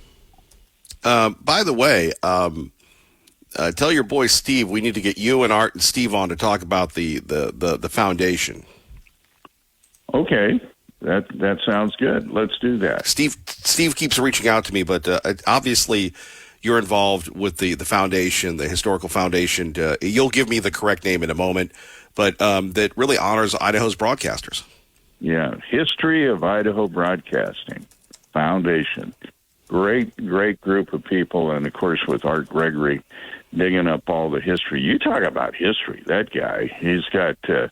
He knows all the dates, all the times, all the call letters, and who was doing what when. I mean, this guy's something else. His book on KIDO is a great book, and we'll get Steve on there, and maybe Art, and you want us to just call in, or should we? We'll just have a roundtable with you guys when you can get the schedule. I just haven't called Steve back yet. All right, we'll do it. I'll give him a holler. Tell him to get a hold of you. He has already. Anyway, David Ferdinand, thank you very much. All right, man. See you at the Chuck Wagon. Talk to you later. At the Chuck Wagon, lots of corn in Caldwell. Yes. David Ferdinand, our great friend, always. And by the way, why don't you help out the local Kiwanis Club, even if you're not going to the Caldwell Night Rodeo? Check out the Chuck Wagon, brought to you by the Kiwanis Club. Right across from the stadium. Why not the arena? Check that out and get some corn. Endless corn. Who would not want endless corn, at least going in? Kevin, by the way, Riley Gaines joining us coming up at 8:35. That's right, the Riley Gaines. She's coming to Idaho. Why is she coming to Idaho, Kevin Miller? We'll find out. Kevin Miller, KIDO Talk Radio. For an October 1st debate, Governor Walz responded by reposting the message from his campaign account. Apparently, that is going to be rolling. Of course, the first debate will be, September 10th, is it? September 10th, between Kamala Harris and President Donald Trump, Vice President Harris, former President Trump. Let's see, much like the 2024 presidential nominees, former President Donald Trump and J.D. Vance, Vice President Kamala Harris, blah, blah, blah. On Wednesday, CBS posted on X that it invited Vance and Walz to a debate in New York City. Big time. Anyway, Waltz reposted, see you on October 1st, JD. We don't know who will be moderating that debate, but again, I was just sending an email to the Godless Corporation saying, this is going to be bigger than, I hate to say this, 2016. And who would have ever thought that? Who would have ever really thought that it would be bigger than 2016? But it apparently... there's more at stake. And like I said, whether you like someone or not, just take a look at their actions, their inactions. As we disclosed to you earlier, the Inflation Reduction Act. Hey, America. Hey, Idaho. How's that working out for you? Shockingly, a Philadelphia woman, by the way, the media identifies her as a black Philadelphia woman, not just a Philadelphia woman. Shockingly, she says the Bidenomics is killing her. Very emotional here on KIDO Talk Radio. How hard has inflation hit you? It hit me hard. It's hitting me hard. What do you blame for it? I blame the federal government at this point. If a working class mom who works as a paralegal cannot buy a $2 bell pepper because it's now $5, imagine a mother living on food stamps. Imagine a mother who's making minimum wage trying to feed children. They're killing us without killing us. If you understand that. They're killing us without telling us they're killing us. They're hurting people in ways that they can't help themselves. It's either feed my child or how about feed my children and I don't, but I have to go work. She says it all right there. She says it all right there. And then you've got the vice president not answering questions, not having a town hall. Remember that? Where are the town halls, everybody? Where are the town halls? Why isn't the vice president holding a news conference? To a press conference this week. This past week. That's why we're doing a bus tour in Pennsylvania as we head into Chicago. And it's why we'll sit down for an interview before the end of the month to make sure that we can have a deep dive conversation about the vision that Kamala Harris has for where she wants to take this country and the contrast that we're going to have with Donald Trump. We're going to have plenty of opportunities to do that throughout the rest of but one interview by the end of the month. This month and throughout the rest of the campaign. I don't want to belabor this, but one interview before the end of the month. I mean, that's not a lot. I mean, can you commit to a press conference before the end of the month? We will commit to directly engage with the voters that are actually going to decide this election. And that is going to be complete with rallies, with sit-down interviews, with press conferences, with all the digital assets that we have at our disposal. We are running a campaign that is built to communicate with the voters that are actually going to decide the pathway to 270 electoral votes. We are confident in the plan that we have in place, and we're going to execute on that plan. In other words, we don't need you, you useful idiot. I wonder how she's going to communicate with this lady. How hard has inflation hit you? It hit me hard. It's hitting me hard. What do you blame for it? I blame the federal government at this point. If a working class mom who works as a paralegal cannot buy a $2 bell pepper because it's now $5, imagine a mother living on food stamps. Imagine a mother who's making minimum wage trying to feed children. They're killing us without killing us. If you understand that. They're killing us without telling us they're killing us. They're hurting people in ways that they can't help themselves. It's either feed my child or how about feed my children and I don't, but I have to go work. Yes. Think about that. At 580-5436. 580-KIDO. Here you have a young lady or a not so young lady telling it like it is. And you know what the difference is between a recession and a depression? A recession is when your neighbor's out of work. A depression is when everyone is out of work. And we have people wondering about taxing tips because that's a big deal. I understand it's a big deal. I get it. It's a very big deal. But on the other hand, think about the people that are hurting and suffering. And yet now Joe Biden, who actually is meeting with the press, says that the economy is doing really well. Yes. I told you we're going to have a soft landing. We're going to have a soft landing. My policies are working. Start writing that way, okay? All right. Okay. From our friends at Fox News on KIDO Talk Radio with Kevin Miller in the morning. Joe Biden, and maybe this is the Let's Go Brandon campaign. This is the FU Joe Biden campaign. Maybe he's just decided the Democratic Party has turned on me. Kamala Harris now is distancing herself from the Biden policies that actually made her a legitimate national candidate. The Biden policies that actually made her the VP, that made her a national name instead of the joke that she was in California. And when you think about this, Joe Biden is, again, meeting with the press. So Joe is being a good Joe. He has bit the bullet, bit the pillow, done everything he could, done everything he was told to do. And now he's out there blatantly lying again. But at least he's meeting the media. And it looks like he's on the good drugs. Yes. I told you we're going to have a soft landing. We're going to have a soft landing. My policies are working. Start writing that way, okay? All right. Yeah. Let me just say this. This is bad. But you could see this. You ever been involved in internal politics? You know, whether you're a kid, you're a parent, you're a teacher, you're a manager, it sometimes isn't black and white. There's many shades of gray. How would this look politically? I believe that old Joe has decided, I'm going to show her how to do it. I'm going to show her how to do it. And what I'm going to do is very simply, I'm going to go out and talk to anybody that'll talk to me, because pretty soon, no one will be talking to me, because I'll be in the clink with my brother Jim and my son, Sonny Boy Hunter.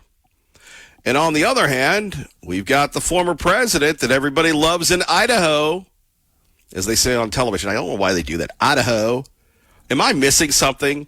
Do the native peoples here, the native mountain people, call it Idaho? I always thought it was Idaho. And as you know, listening to this program, I have a difficult time enough just pronouncing the regular words like business or the or cat or dog. Never mind Idaho. Anyway, everyone in Idaho except the libs loves this man.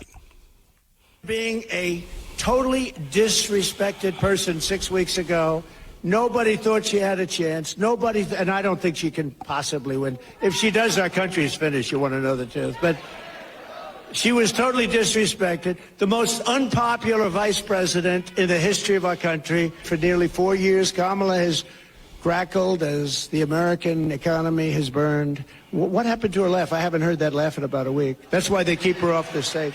That's why she's disappeared. That's the laugh of a crazy person, I will tell you. If you haven't known, it's a crazy. She's crazy. Gains for Girls podcast on Outkick and Fox Nation. She endorsed Ron DeSantis for president in 2023, expressed support for President Trump after the assassination attempt. You remember her. She's a 12-time NCAA All-American, only 24 years old. And it's amazing. It seems like she's been around forever. And, of course, she's from the SEC, which just means more. If you're familiar with the Southeastern Conference, we'll figure that out. So we'll get with her. She is coming to Idaho, and that will be coming up on, August 28th in Meridian. That is where you can go to IdahoMajorityClub.com for tickets. We appreciate that. And joining us now is Riley Gaines. Riley, thank you for joining us, and welcome to Idaho, ma'am. Well, thank you. I'm just thrilled. I'm thrilled to be on with you. And, of course, in the state of Idaho, what I believe to be the most underrated state in the nation. It is so beautiful here. Well, that means a lot coming from somebody from the SEC. Hey, now, I didn't say the SEC is not the best conference, because then I would be lying if I said that. The SEC absolutely is the best conference. But, you know, if University of Idaho, all these other schools in Idaho want to join, feel free. It's what Oklahoma's doing. It's what Texas is doing. So it seems to be that they're letting anybody in nowadays. No, I'm with you. I spent a lot of time in the SEC and worked with a young man by the name of Paul Feinbaum, and remember Clay Travis when he was just a blogger. So I'm familiar with your kind, ma'am. Well, hopefully you have only good things to say. No, I'm a big fan, and certainly You're coming to Idaho. Can you tell us a little bit about your trip to the Gem State? I sure am. I'm coming to Idaho. Super duper excited about it. I will be sharing a message of, I guess, one, what it takes to be an elite athlete. I believe it's important for people to understand what a little bit more in depth of that national championships, what we experienced in terms of the unfair competition, in terms of the locker room scene, what that looked like, in terms of the silencing that we faced from our universities. I guess answering the question of how we got here, the trajectory of where we're going, the impact that's been had over these past 2 years or so, and what we as everyday people, as your common sense Americans who intuitively know that men and women are different, what we can do to combat the cultural chaos that we are seeing really plague this country. And so it will be with the Idaho Majority Club. As I said, super excited about it. It is on the 28th of this month. So really exciting things. I hope that they expect a pretty big turnout, and so I hope to see a bunch of you there. Well, and Riley, there are so many questions, but I like to, especially when we have, someone like you, which there's no one like you, I just like to get out of the way. So, you're an incredible athlete, a world-class athlete, and all of a sudden you're in the midst of a political argument, and all you wanted to do was just swim and compete and win fairly, and you're only 24. What a wild ride you've had in the last 2 to 4 years, ma'am. That's to put it lightly. It really has been a whirlwind. As you said, this is never something that I wanted. This is never something that I sought after. Even still, this isn't something that I want to be doing. I think you have to be clinically insane to want to be in the position that I have seemingly found myself in. But nonetheless, it is a worthwhile stand. It is a necessary stand, and I would argue that it's an urgent stand. But after college, yeah, to your point, I was in dental school to be a dentist, actually set to specialize in endodontics, which is root canals. And so now having a better understanding of the political sphere, spending my time really as an activist, which I was hesitant to call myself at first, because when you hear the word activist, you might, think how I did initially and think of someone with purple hair who's screeching. But I'm very proud to call myself an activist now. I believe as a conservative, we need more activists, people who are on the ground, willing to do what it takes to, again, continue spreading awareness, highlighting the problems that are being had, but doing everything they can to make impact to ensure that it doesn't continue happening. Riley Gaines joining us. She's coming to Idaho August 28th, IdahoMajorityClub.com for tickets. Riley, let's talk a little bit about your experience as an American and the First Amendment. We all know, and even people in Idaho were covering your story of what happened to you at San Francisco University. Yeah, man, it's crazy to understand that that's what we're up against. For merely, to be very clear, for merely saying that there are two sexes and that you can change your sex and that each sex is deserving of equal opportunity, privacy, and safety. But for saying that, I've been met with, I've been called every name in the book. I've been met with, petty personal attacks, often through social media. But in many cases, like at San Francisco State University, I've been met with violence. This instance in particular, I was totally ambushed by hundreds of protesters. They entered into the classroom. I was speaking in a classroom setting to a bunch of students. The protesters entered in. They turned the lights off in the back of the room. They rushed to the front, and they attacked me. I'm being pushed. I'm being shoved. I'm being punched in the face by these men wearing dresses, which, fortunately for me, their punches really don't hurt that bad. But they ended up holding me for ransom for almost, 4 or 5 hours, demanding that if I wanted to make it home to see my family safely again, I had to pay them money. That's, again, just to show you why people are scared. Understandably so, why people are terrified, because the risk and the threats, they exist. But even still, 10 times out of 10, it's worth it. Riley Gaines joining us here on KIDO Talk Radio with Kevin Mill in the morning. Again, for being through such all this turmoil at such a young age, incredible life lessons. Did you ever just think you want to peace out and just go back to dental school? All the time. All the time. It's easy to see what's going on around us, to talk to people, just your everyday people who have been affected by this movement, girls who have lost out on opportunities or who have been exploited in locker rooms, or many girls who have been injured in their sports. It's easy to see all of this going on and think to myself, this is an uphill battle. We're never going to win, especially when we have, the elected representation that we have, whether it's the local level, state level, or federal level. We're up against a giant here. It would be easy to peace out. It'd be really safe, honestly, secure for me. I could continue on with dental school. I was in the top percentile nationally of the DAT, the dental admissions test. I got married in my senior year of high school, of college, excuse me. It would have been really easy for me to peace out and continue down with the career path that I had planned for myself. But I realize now that the quickest way to make God laugh in your face is to make plans for yourself. So before anything, I want to follow and listen to his calling for me, really lean into that. And over these past 2 years, well, yes, of course, I would say it's fairly easy to understand how I'm fighting for objective truth, for biological reality. More importantly to me, as a Christian, I'm fighting for biblical truth. Bible's very clear.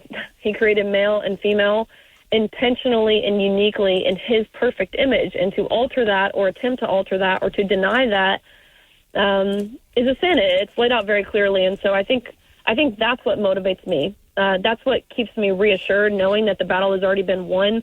That's why I'm able to do what I do, truthfully, with a smile on my face and an incredibly light heart.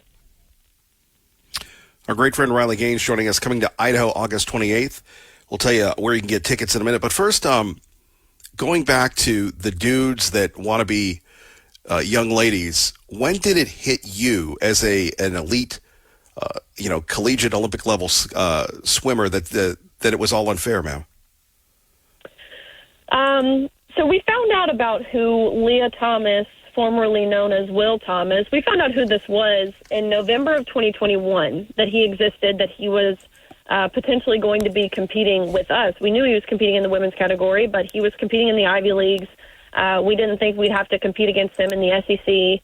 But then the NCAA announced that at our national championship meet, which is, of course, the entire nation, he would be allowed to compete with us. And we found this out in March of 2022, just about 3 weeks before our national championships.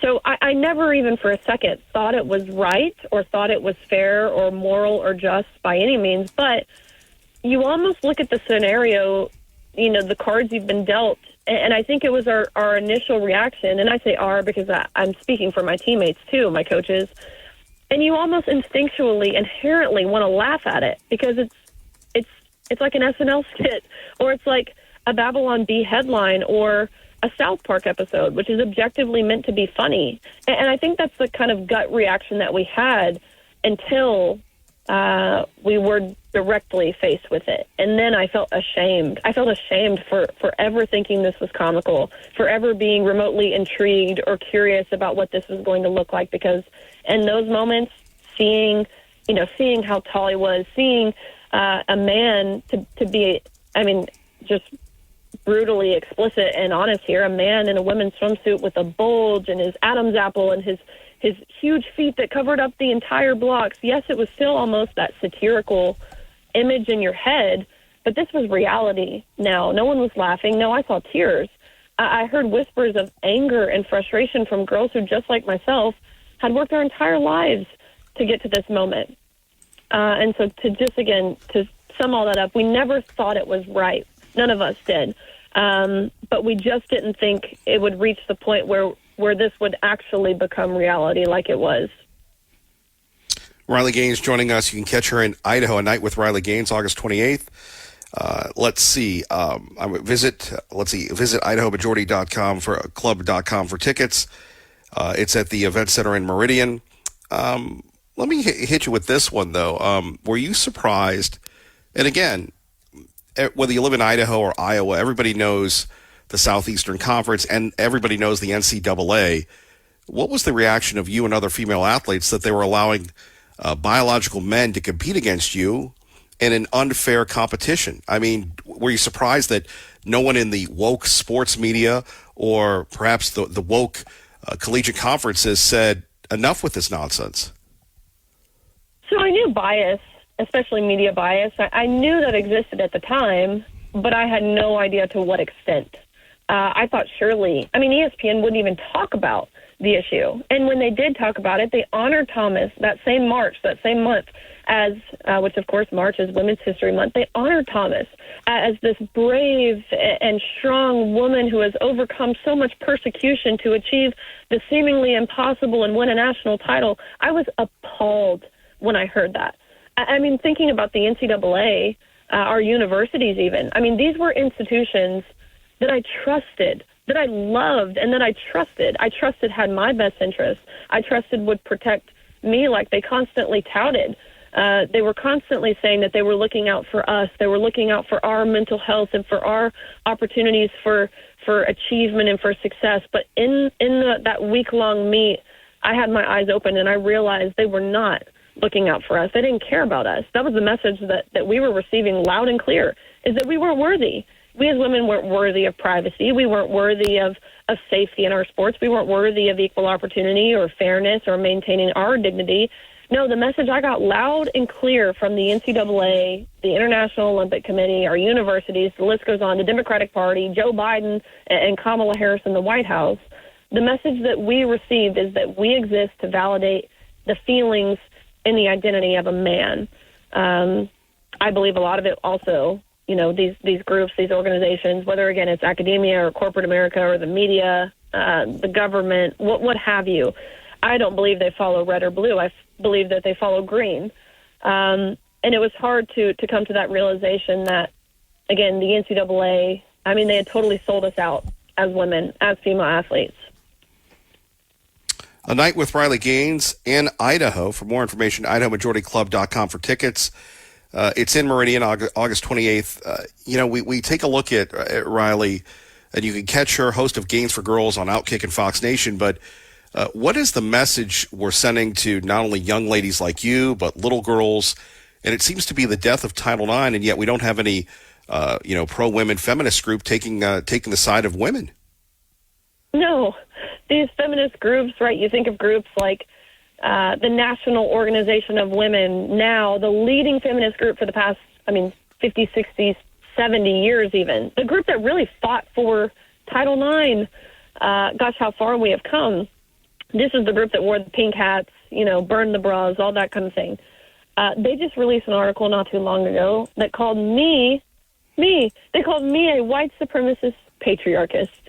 I don't even know what that means. I don't know how they can call me the patriarchist when I'm the one fighting to exclude men from female-only opportunities. Even most recently testifying before Congress, which I have had the displeasure of doing so many times now. Most recently, I was sat next to the president of the National Women's Law Center, a law center dedicated to fighting for and maintaining the rights of women. And in her opening testimony, the president of the National Women's Law Center said that women should just learn how to lose more gracefully to men. And I remember hearing this and just looking over at her. And again, you can't help but almost chuckle at the irony, at the hypocrisy, at the double standard of it all.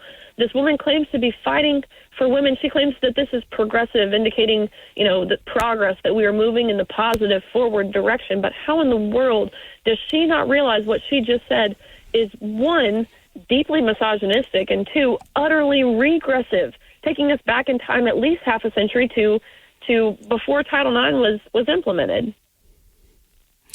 Riley Gaines, what's it like to be a 12-time NCAA All-American? It's often forgotten about, which, I never competed or anything for any sort of national recognition or attention or fame or anything like that. But it is pretty cool now, being 2 years removed from competing at the collegiate level and to really look back at all the accomplishments that I had. 12-time All-American. I'm a 5-time SEC champion, actually even still the SEC record holder in the 200 butterfly, making me one of the fastest Americans of all time.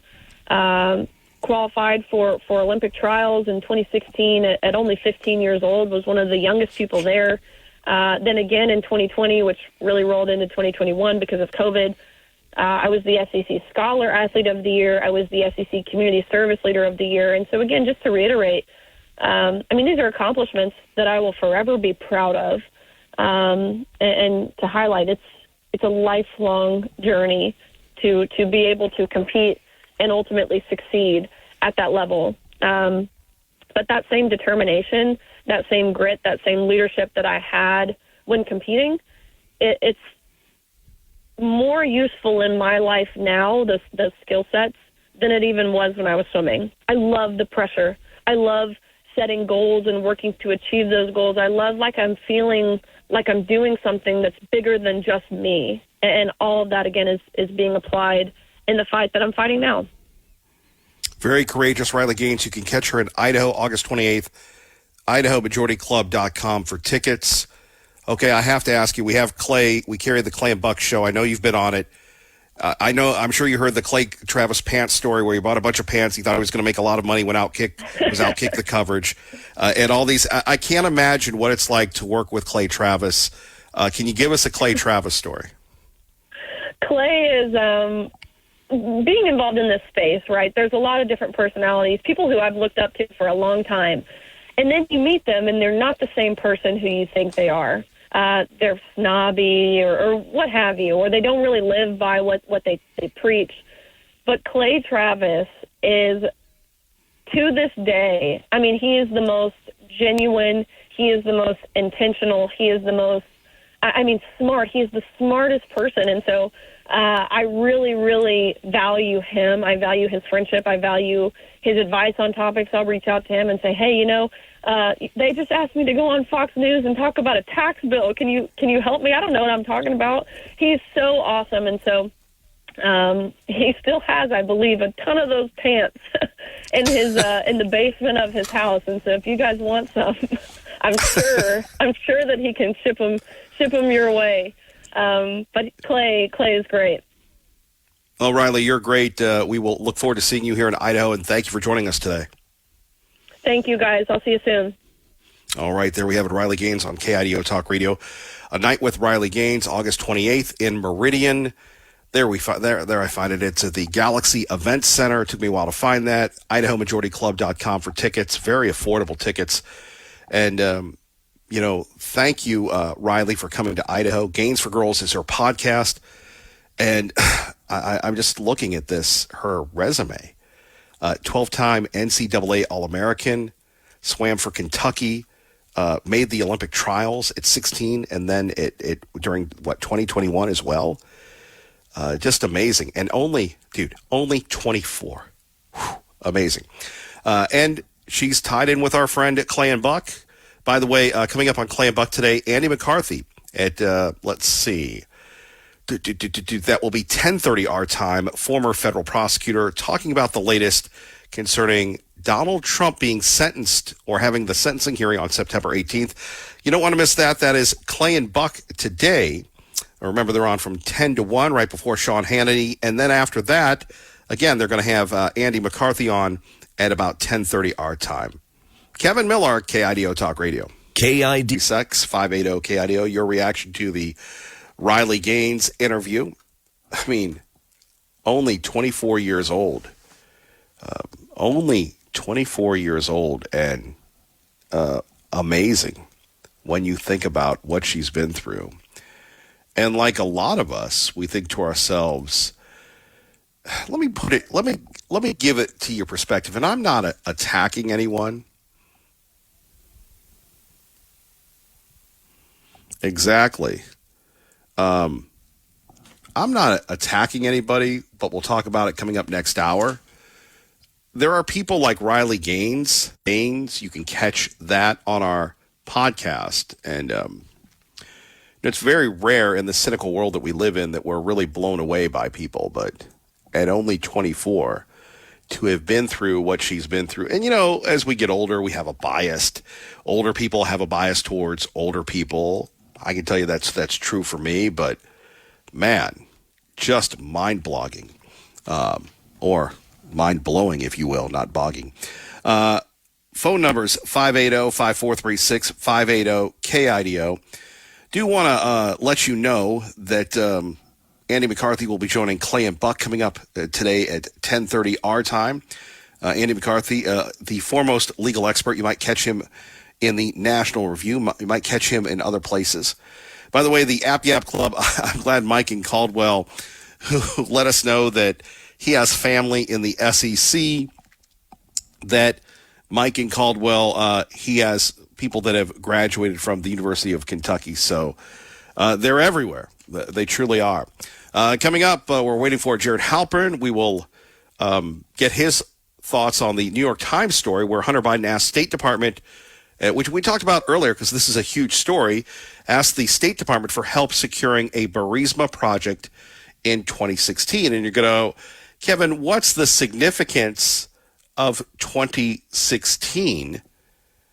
And you think to yourself, 2016, Joe Biden was the vice president, and his son was asking for favors for a foreign conglomerate, a foreign government.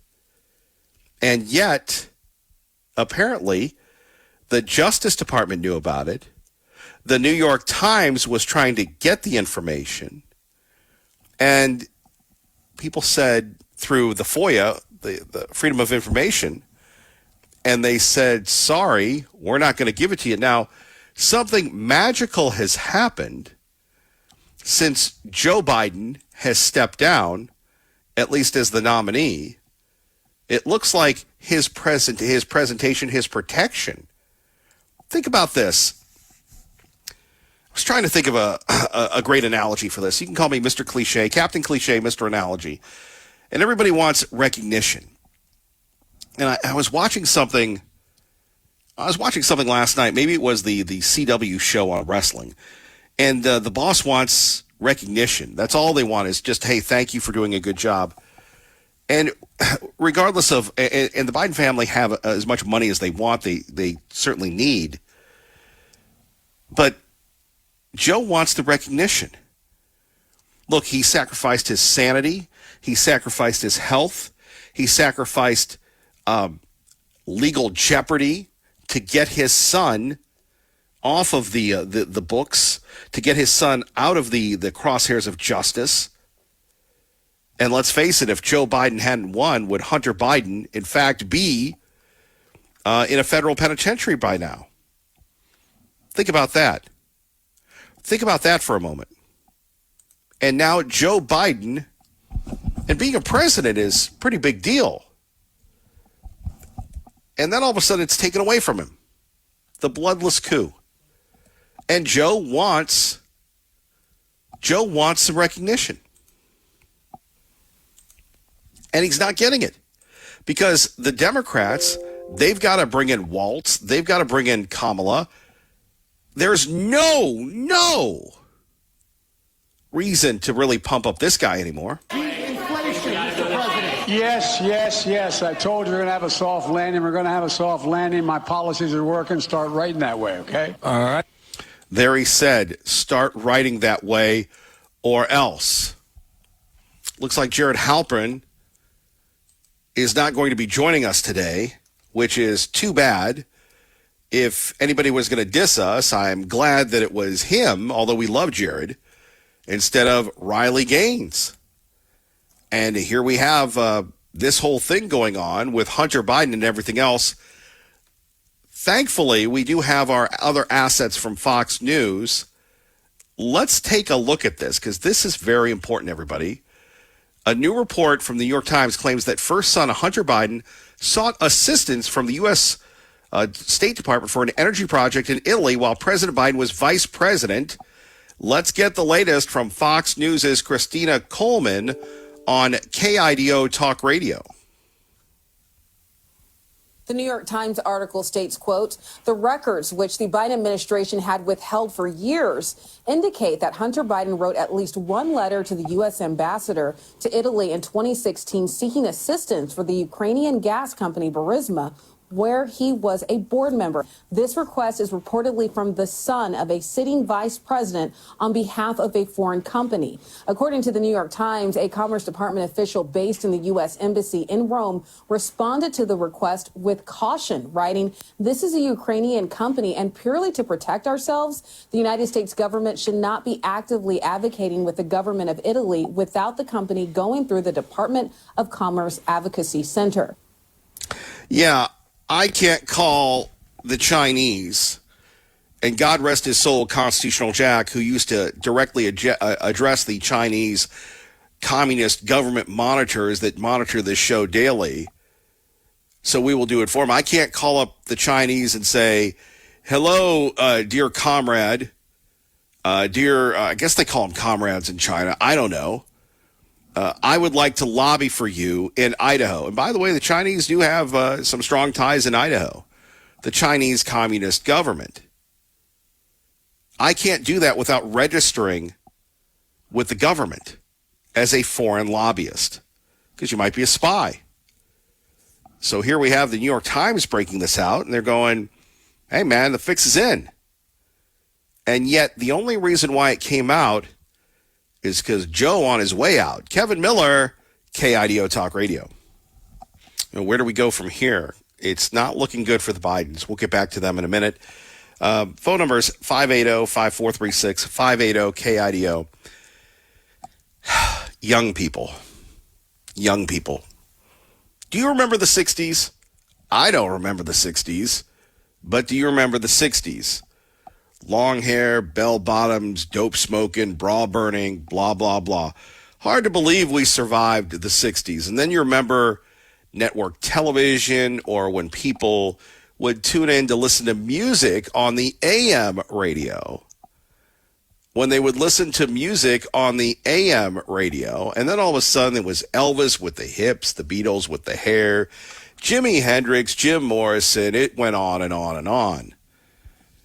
And then the old adage of, when you get older, you understand where taxes go and all sorts of things. You start to get moderate, then conservative. But that was before social media. That was before TikTok. That was before everything else. Now, never mind that the economy is challenged. We have a woman crying, talking about she can't afford food. We have people in the military who can't afford food. And I have to say, I can't remember what charitable group we were working with that said that they actually deliver food to military bases. So, and we're talking Idaho families can have food. Now, again, I don't like to mention a lot of people, but since my parents are in town and they are Dan Bongino fanatics, I will mention Dan Bongino. I wish that I could do what he does on his little podcast, and it's not little, it's huge, and that would be to swear profusely. It adds an element to the dialogue, or in his case, the endless monologue filled with content. But the fact that we have people in Idaho that are working for the government, working for the military, protecting us from the Iranians, the Chinese, the Russians, the North Koreans that need food assistance. Darn, I wish I could remember that person that told me that story. And you think about what's happening in the world that we live in today. Can we wave a magical wand and, because Gowan is a National Guard base, have the governor order more food for folks? That's an alarming sight, but people are addicted to the phones. That's why we have the KIDO Talk Radio app. Take us anywhere. To me, I'm going to go buy a Walkman. And I'm not going to buy a cassette, but apparently the Gen Z people like the cassettes. It fascinates them.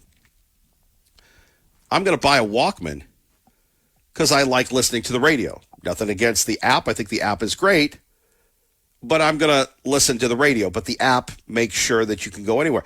People are so dialed into their flippin' phones. And the young people are so dialed into the tick and the talk. And people are enamored with the faux cult of personality of the vice president and her cackle. Going to let this incompetent socialist lunatic keep breaking our economy for 4 more years. It'll destroy our country. On Election Day, we're going to tell her that we've had enough, that we can't take it anymore, Kamala. You're doing a horrible job. You know why she hasn't done an interview? Because she's not smart. She's not intelligent. And we've gone through enough of that with this guy, Crooked Joe. It's sort of overwhelming because, yeah. I just feel the need to laugh, Mika. Simone, like, I do feel the need to laugh. And actually, Kamala's laugh, her on TikTok, she is killing it with the young people and all those things that people on the far right are putting out there as like, look how crazy young people love. And she's becoming an internet sensation for laughing. Did you hear what Morning Mika said? Years ago, I used to opine about the loss of critical thinking skills. You want to think critically, read a book. Read a book. It will feed your mind. Read the Wall Street Journal. Read. Reading has been replaced by the videos. And here we have, look, I say this because I love you in a heterosexually appropriate way, in an unconditional love sort of way. But, you know, the whole thing, you know, the band playing while the Titanic goes, Rome is burning. America, even you libs, have an opportunity to set the record straight. And setting the record straight is voting these buffoons out of office. Because everybody has a choice. You can choose to hang with Joe and Kamala and the gang, or you can make the right choice, the right decision, and send them packing, along with bringing back a Republican House and getting a Republican Senate to save the Republic. Hopefully the young people, hopefully they don't vote.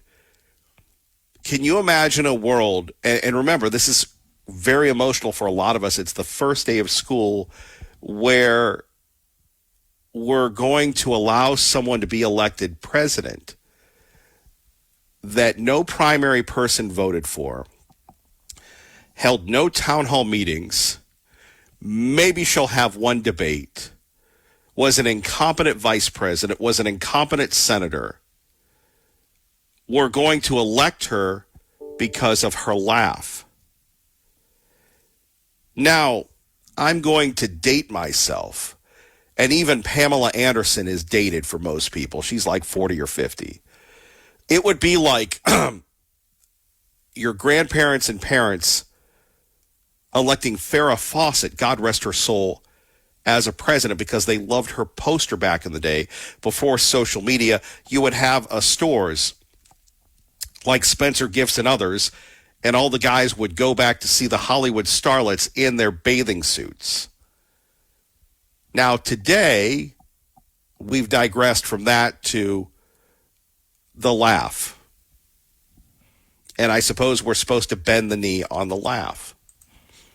Saying things and then enjoying a joke or actually answering questions from young people that are funny. And it's just sort of interesting to watch all this turn on its head for Republicans who think it's going badly for her, but don't miss the part where it's going really well. Well, she hasn't faced any adversity.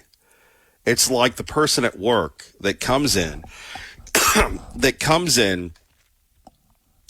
get the company parking spot, they get the company car, they get the company this, and they're born on third. I talked about that earlier, not a repeat. Talked about it earlier, and they're running wild. It's free, it's great, it's fun, it's exciting. Of course, everything is going well for her because she has the mediator background. She has a doofus. By the way, can we use the term doofus again? Or are they going to cancel people using the term doofus at 580-5436, 580-KIDO? More on that in a minute. Let me tell you about our friends at Treasure Valley Subaru. Coming up next week, a big announcement from them. Here's a very easy way to find good quality used cars for under $20,000 that are locally available today.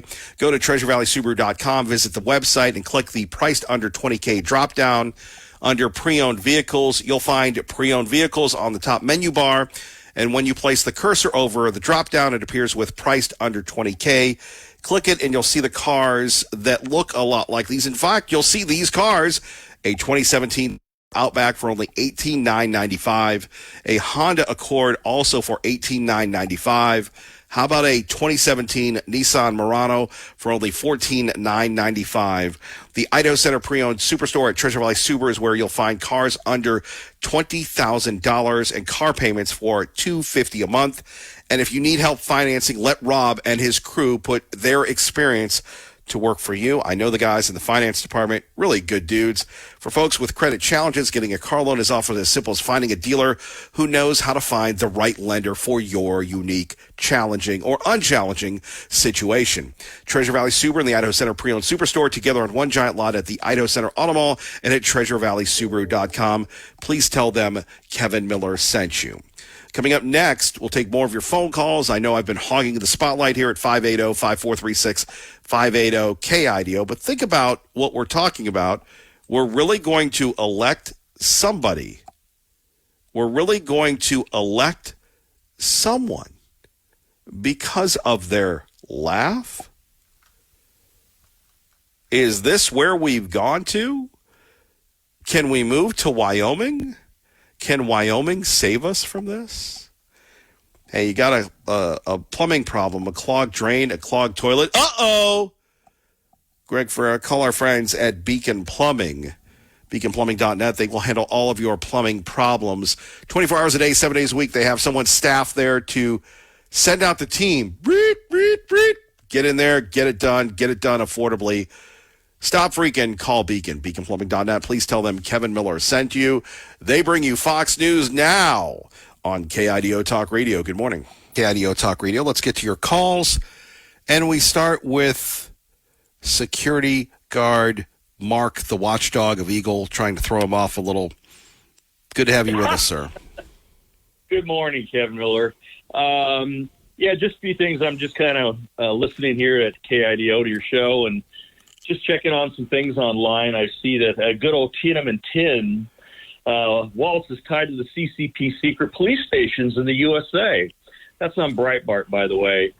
And another interesting thing is apparently the over in England, and this is going to come here, folks, they've arrested over 1,024 people for the rioting over in England from after 3 of those young girls were stabbed from that Taylor Swift concert, which was mentioned on the half-hour news break at Fox. And, by the way, some of the security guards that tried to be hired for that concert were Afghanistanis. Yeah, that also was on Breitbart. When that happened, they found that some of the ones that were arrested that were involved to try to plot to do bombs or a drive-in bomb, I think it was, vehicle-laden bomb into the concert. And some of them that, tried to become security guards were of Middle Eastern descent. So, anyway, I don't listen to Dan Bongino usually, Kevin. You mention it from time to time. But I did happen to have him on when I was out working my shop yesterday. And I listened to about 10, 12 minutes of what he had to say, and it was horrifying. And what he had to say was apparently right now, under the good old fraudulent Biden administration, they have legalized or nationalized 3.5 million migrants already. Now, when they do that, they've got those people signed in to vote for the Democrat Party. Secondly, he played a tape of good old Kamala Harris in an interview live on air. It was live on air, and a person had asked a question. are you going to close the holding centers for illegals? Will you close them? She said, yes, I will close all the holding centers, which means what Dan Biden actually, Mark, shame on you. We played that clip 2 or 3 days ago. How dare you? Well, I'm sorry about that. How dare you not focus your life on every minute of this program, sir? How dare you? Oh, I love the Kevin Miller Talk Radio show. There's nothing finer for the Daily Miner, as they say. But, no, the other thing is what really got to me was him saying the fact that this is going to be a very close election when it should not, because we have such a Goebbels-style propaganda machine from our left-wing media out there that is controlled by the deep state government. We have a whole tier of governmental people that are running the things that you see on the surface. And we talk about a deep state. Yeah, it's your intelligence agencies, military-industrial complex, the thugs, the people that are involved in, yes, Congress and the Senate, certain hand-chosen ones with that globalist agenda. Those riots that are now going on in Europe because of what they did in Europe by the globalists to flood those countries with all kinds of migrants on the taxpayer dole over there is going to happen here. And that will give these globalists, the ones here in this country, and I mean, I swear, Kevin, I don't have any positive hope that Trump will be elected, because I think it's going to be, again, once they've got the hold that they have, and you've heard it from Tea Party Bob and numerous other callers, they will keep that control fraudulently, illegally. And I'm looking at our own Republican Party. I'm looking at our Congress and the Senate. Ever since this flood of illegals has come over the border, this violates the Constitution. The most basic foundings of our country is being violated. And yet even our Republicans are not doing things to stop this. Why? The fix is in, folks. I've said this before, Kevin, on your show at KIDO, that we are going to be forced to go through this predestined plan. And again, I'm not a Bible or a church-going person, but it seems like we're being forced to live something that's been prophesied 2,000 years ago. And we're going to go through about 3.5 years, according to the Revelations, of hell around this world before whether Jesus or God returns back here to the world and fixes this mess out. But out of that, 1/3 of the population of the world will vanish with it. So it makes me wonder, and I know you're a Catholic person out there. I hear Doug there in Nampa call in. He's got his Mormon background. All the people out there believe in this. I'm sorry. I feel that God is a sadistic person. I really do. If there's one singular God, and I'm an agnostic, I really do not believe in one singular God. I don't know because where did God come from? I don't know why we're being forced to go through this living hell that we are going through. But from the very beginning of man on this planet, it seems like it's been a torturous battle. And it's going to be a battle all the way to the end when this final World War III happens, and it's all prophesied is going to happen. And the ones that are leading us to it right now are the Demon Rat Party in this country and the globalists over there in Europe. So I'll get off my soapbox, but that's really how I feel. I feel there's nothing we can do to stop this. All right, Mark, we thank you for those words of encouragement. Kevin Miller, KIDO Talk Radio. And we'll quickly go to Captain Harry. Good morning. You're on KIDO Talk Radio. Top of the morning, Kevin. Yeah, there must be some major wars going on behind the curtains there on the Democrats. I'm trying to figure it out. I just saw that the DOJ released 117 documents on Biden and the ghostwriter, and they're starting to come at him, and his protection is dissolving quickly, and he must be stirring it up in the background or something going on there. But Harris, chameleon, she just changes into whatever she needs to be at that moment.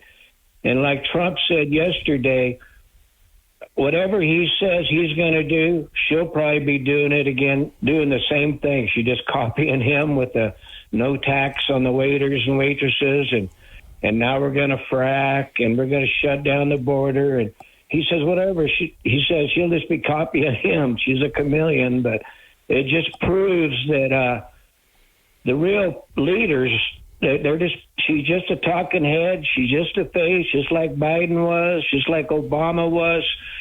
And the people behind the curtain are running the show. And it's pretty obvious that she don't have the brains or knowledge to do anything. And her vice president is a traitor to our country. He was many times, even on his coins that he printed out, gave himself a false rank, said he was in war numerous times in his campaigning as a governor. And it's ugly. So that's all I got. Thank you, Kevin, for your time. I'll be standing by. Thank you, Captain Harry. We appreciate you. Let's go to our friend Ron Grant.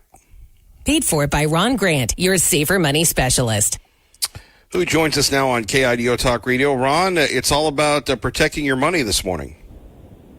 It is. You know, when the market's up, that's great. When the market's down, that's not so good. And my clients and I participate in some of the upside of Wall Street, but never the downside.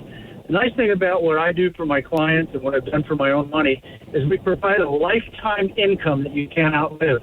And when you pass away, of course, your beneficiaries will get the balance. Traditional retirement plans, 401ks, 403bs, etc., do not offer that income, that lifetime income situation. So you'll be taking money out as you need it. And of course, if you take more than you're making, you're eating up the principal. And that's not good. Right now, one of the top companies out there, Kevin, is offering a thank you bonus for moving your money over with them. And it's a 47% bonus when you do that. And that's powerful. But more powerful is that lifetime income that I help myself with my clients and my money. Ron, if people want to get a hold of you, what can they do to get some information? Well, we can do a phone call right here in the Treasure Valley, 208-660-1372. Have a phone conversation. And then I've got a great educational website that you can go on 24/7. It has articles to read, videos to take a look at. You can email me from the site. And that's safermoneyspecialist.com. Appreciate you, Ron. Thank you. Appreciate you, buddy. Thank you. Paid for by Ron Grant, your safer money specialist. Okay, let's go to the publisher of the Gem State Patriot, Tea Party Bob. Good morning. Well, good morning, Mr. Miller. You know, I was wondering if Best Pest could get rid of the rhino rodents we have in our legislature. Is that possible? Wow. I guess not. And I must say that I'm a little more optimistic than Mark. You know, we have to have hope. I want to thank you for having Riley on this morning. She has been at the tip of the spear and standing up for women's rights while this administration has been trying to remove any and all protections from transgenders competing in women's sports. And we need to fight for women's right to fairly compete in sports with their peers, not the biological men who now say they are women. You know, these biological men should have no place in women's sports, just like we shouldn't be putting tampons in boys' bathrooms. Sometimes I think the left has lost their minds. Well, I don't know. Would you like a tampon in your bathroom? I don't think so. How about you? I can neither confirm nor deny. I'm all about tolerance today. Yeah, there you go. You know, sometimes I think the left has lost their minds, thinking that by using a different pronoun, a person can change their gender. And Doug was right this morning when he said that he doesn't trust anything the government says. There is so much false information out there, whether it's in budging on the job numbers or the rate of inflation. There's an old saying, figures don't lie, but liars always figure. And anyone who trusts any of the numbers coming out of the Biden administration is a fool, because they have been lying since Biden took office. And when you have bad policies, you have to lie about them. You know, when Trump was president, the numbers were about as real as they could get. It is getting more difficult for the liberal media to spin how bad Biden's inflation has hurt middle-class America. I have to say, Biden will have he's saying we're going to have a soft landing.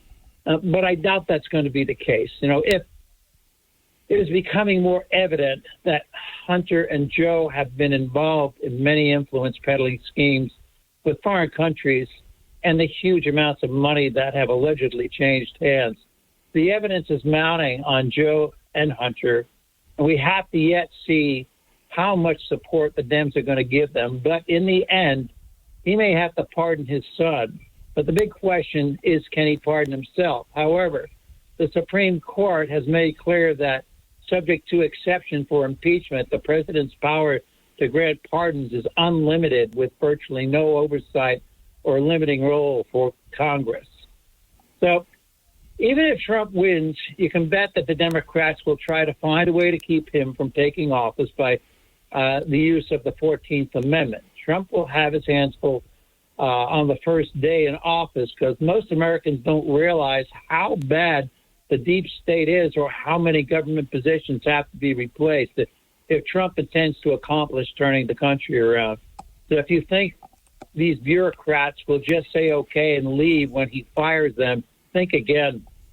He plans on firing tens of thousands of federal workers, but he may find it not so easy with the new regulations that Biden has implemented that will bar career civil servants from being reclassified as political appointees. So I guess we should just worry about winning the election for now, and worry about how to fix the country when Trump is elected. Just keep in mind that if you want to work for the government, you have to show how incompetent you are before you get the job. So, my friend, I don't know. I think that's pretty harsh. There are a lot of good people that work for the government. Really? Yeah. Okay, tell me who. The military. I'm not talking about the military. I'm talking about the bureaucracy. Oh, that's working for the government, law enforcement. No, big difference. Big difference. And even in law enforcement, we still have problems there, just as we do with every bureaucratic form of government. It's all a payback. Look, you challenged me and I accepted. You did, yes. And you didn't like the response, so you moved on. I always try to move on. You just try to plow me down every time you get a chance, don't you? Boy, if you say so. Kevin, great show again today. I appreciate it. And again, thanks for having Riley on. That was a great opportunity to listen to what she had to say. And now you're leaving.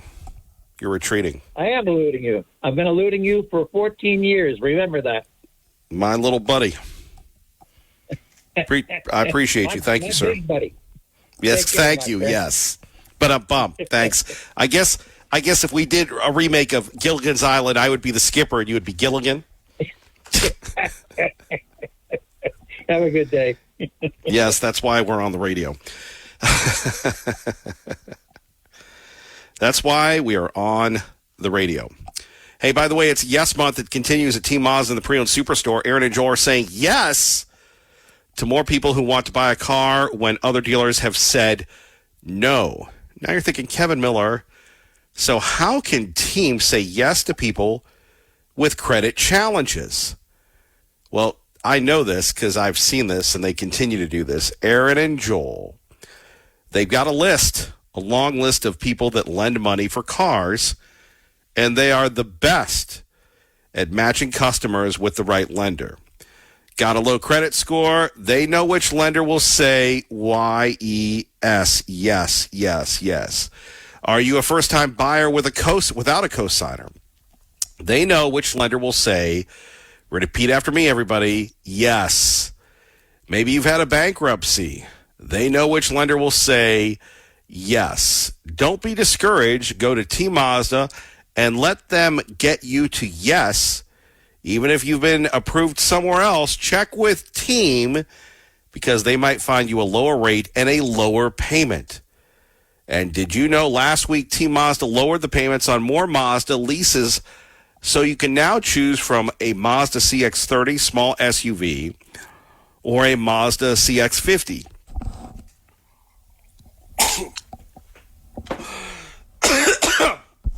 Exactly. Just That's why they call it live radio. I just got caught up in it. Very emotional here when it comes to Team Mazda. Boy, I don't know what happened there. And that's why we're not a podcast. Mazda deals that you can now choose from several, including the CX midsize SUVs, and pay only $247 a month. Your choice of 49 Mazda CX-30s or Mazda CX-50s for lease payments starting at only $247 a month. No delay necessary, warts and all. Kevin Miller. All right, let's get back to it. Phone number's here, 580-5436, 580-KIDO. And that was the good Lord saying, quit being pithy to Tea Party Bob. So that's what I get when I try to be smooth or pull a gotcha on Tea Party Bob. Anyway, big vice presidential debate coming up. It will be J.D. Vance versus Tim Walz. Can you imagine if J.D. Vance is allowed to make this opening statement? This opening statement, indeed, where he's talking about stolen valor. Because unlike a lot of people that like the vice president's laugh on TikTok, more Americans understand what J.D. Vance is saying right here. Tim Walz said that he carried a weapon in war. He never went to war. Tim Walz said that he didn't know his unit was about to deploy to Iraq when even his own press release at the time said that he knew exactly that. Tim Walz claimed to be a command sergeant major, even had it printed on his challenge coins, and he knew he never achieved that rank. Yeah, you can't lie about your rank. You can't lie about your rank at all. And this makes Bill Clinton seem very quaint. Remember Bill Clinton was a draft dodger? And people go, oh, well, it doesn't matter. It mattered to the military. Or John Kerry when they had the Swift vote Veterans for Truth. Remember that? This guy is a liar. Mr. Vance. Shouting out, telling Mr. Walz that you have lied, sir. And in the years that happened after that classroom, I had the privilege of serving in this state's National Guard. And when I left, I had a 2-year-old. When I came home, I had a 3-year-old. But as I listened to Jill and I listened to Mariah, the guilt, I came home and my daughter went on. And when you're 2 and 3, she knew no difference. That's not true for some. They can't do that. And over the preceding years of watching us, and as our nation changed and as our political systems became more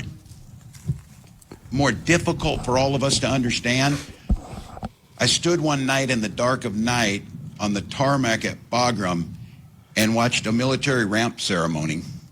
And if you've seen it, which these folks, many have, unfortunately, you don't leave the same. And it makes you wonder, what are we doing? What are we trying to get to? By the way, he wasn't in Bagram. It should be game over. He wasn't in Bagram. Was not in Bagram at all. Not in Bagram. More difficult for all of us to understand. I stood one night in the dark of night on the tarmac at Bagram and watched a military ramp ceremony. Who does that?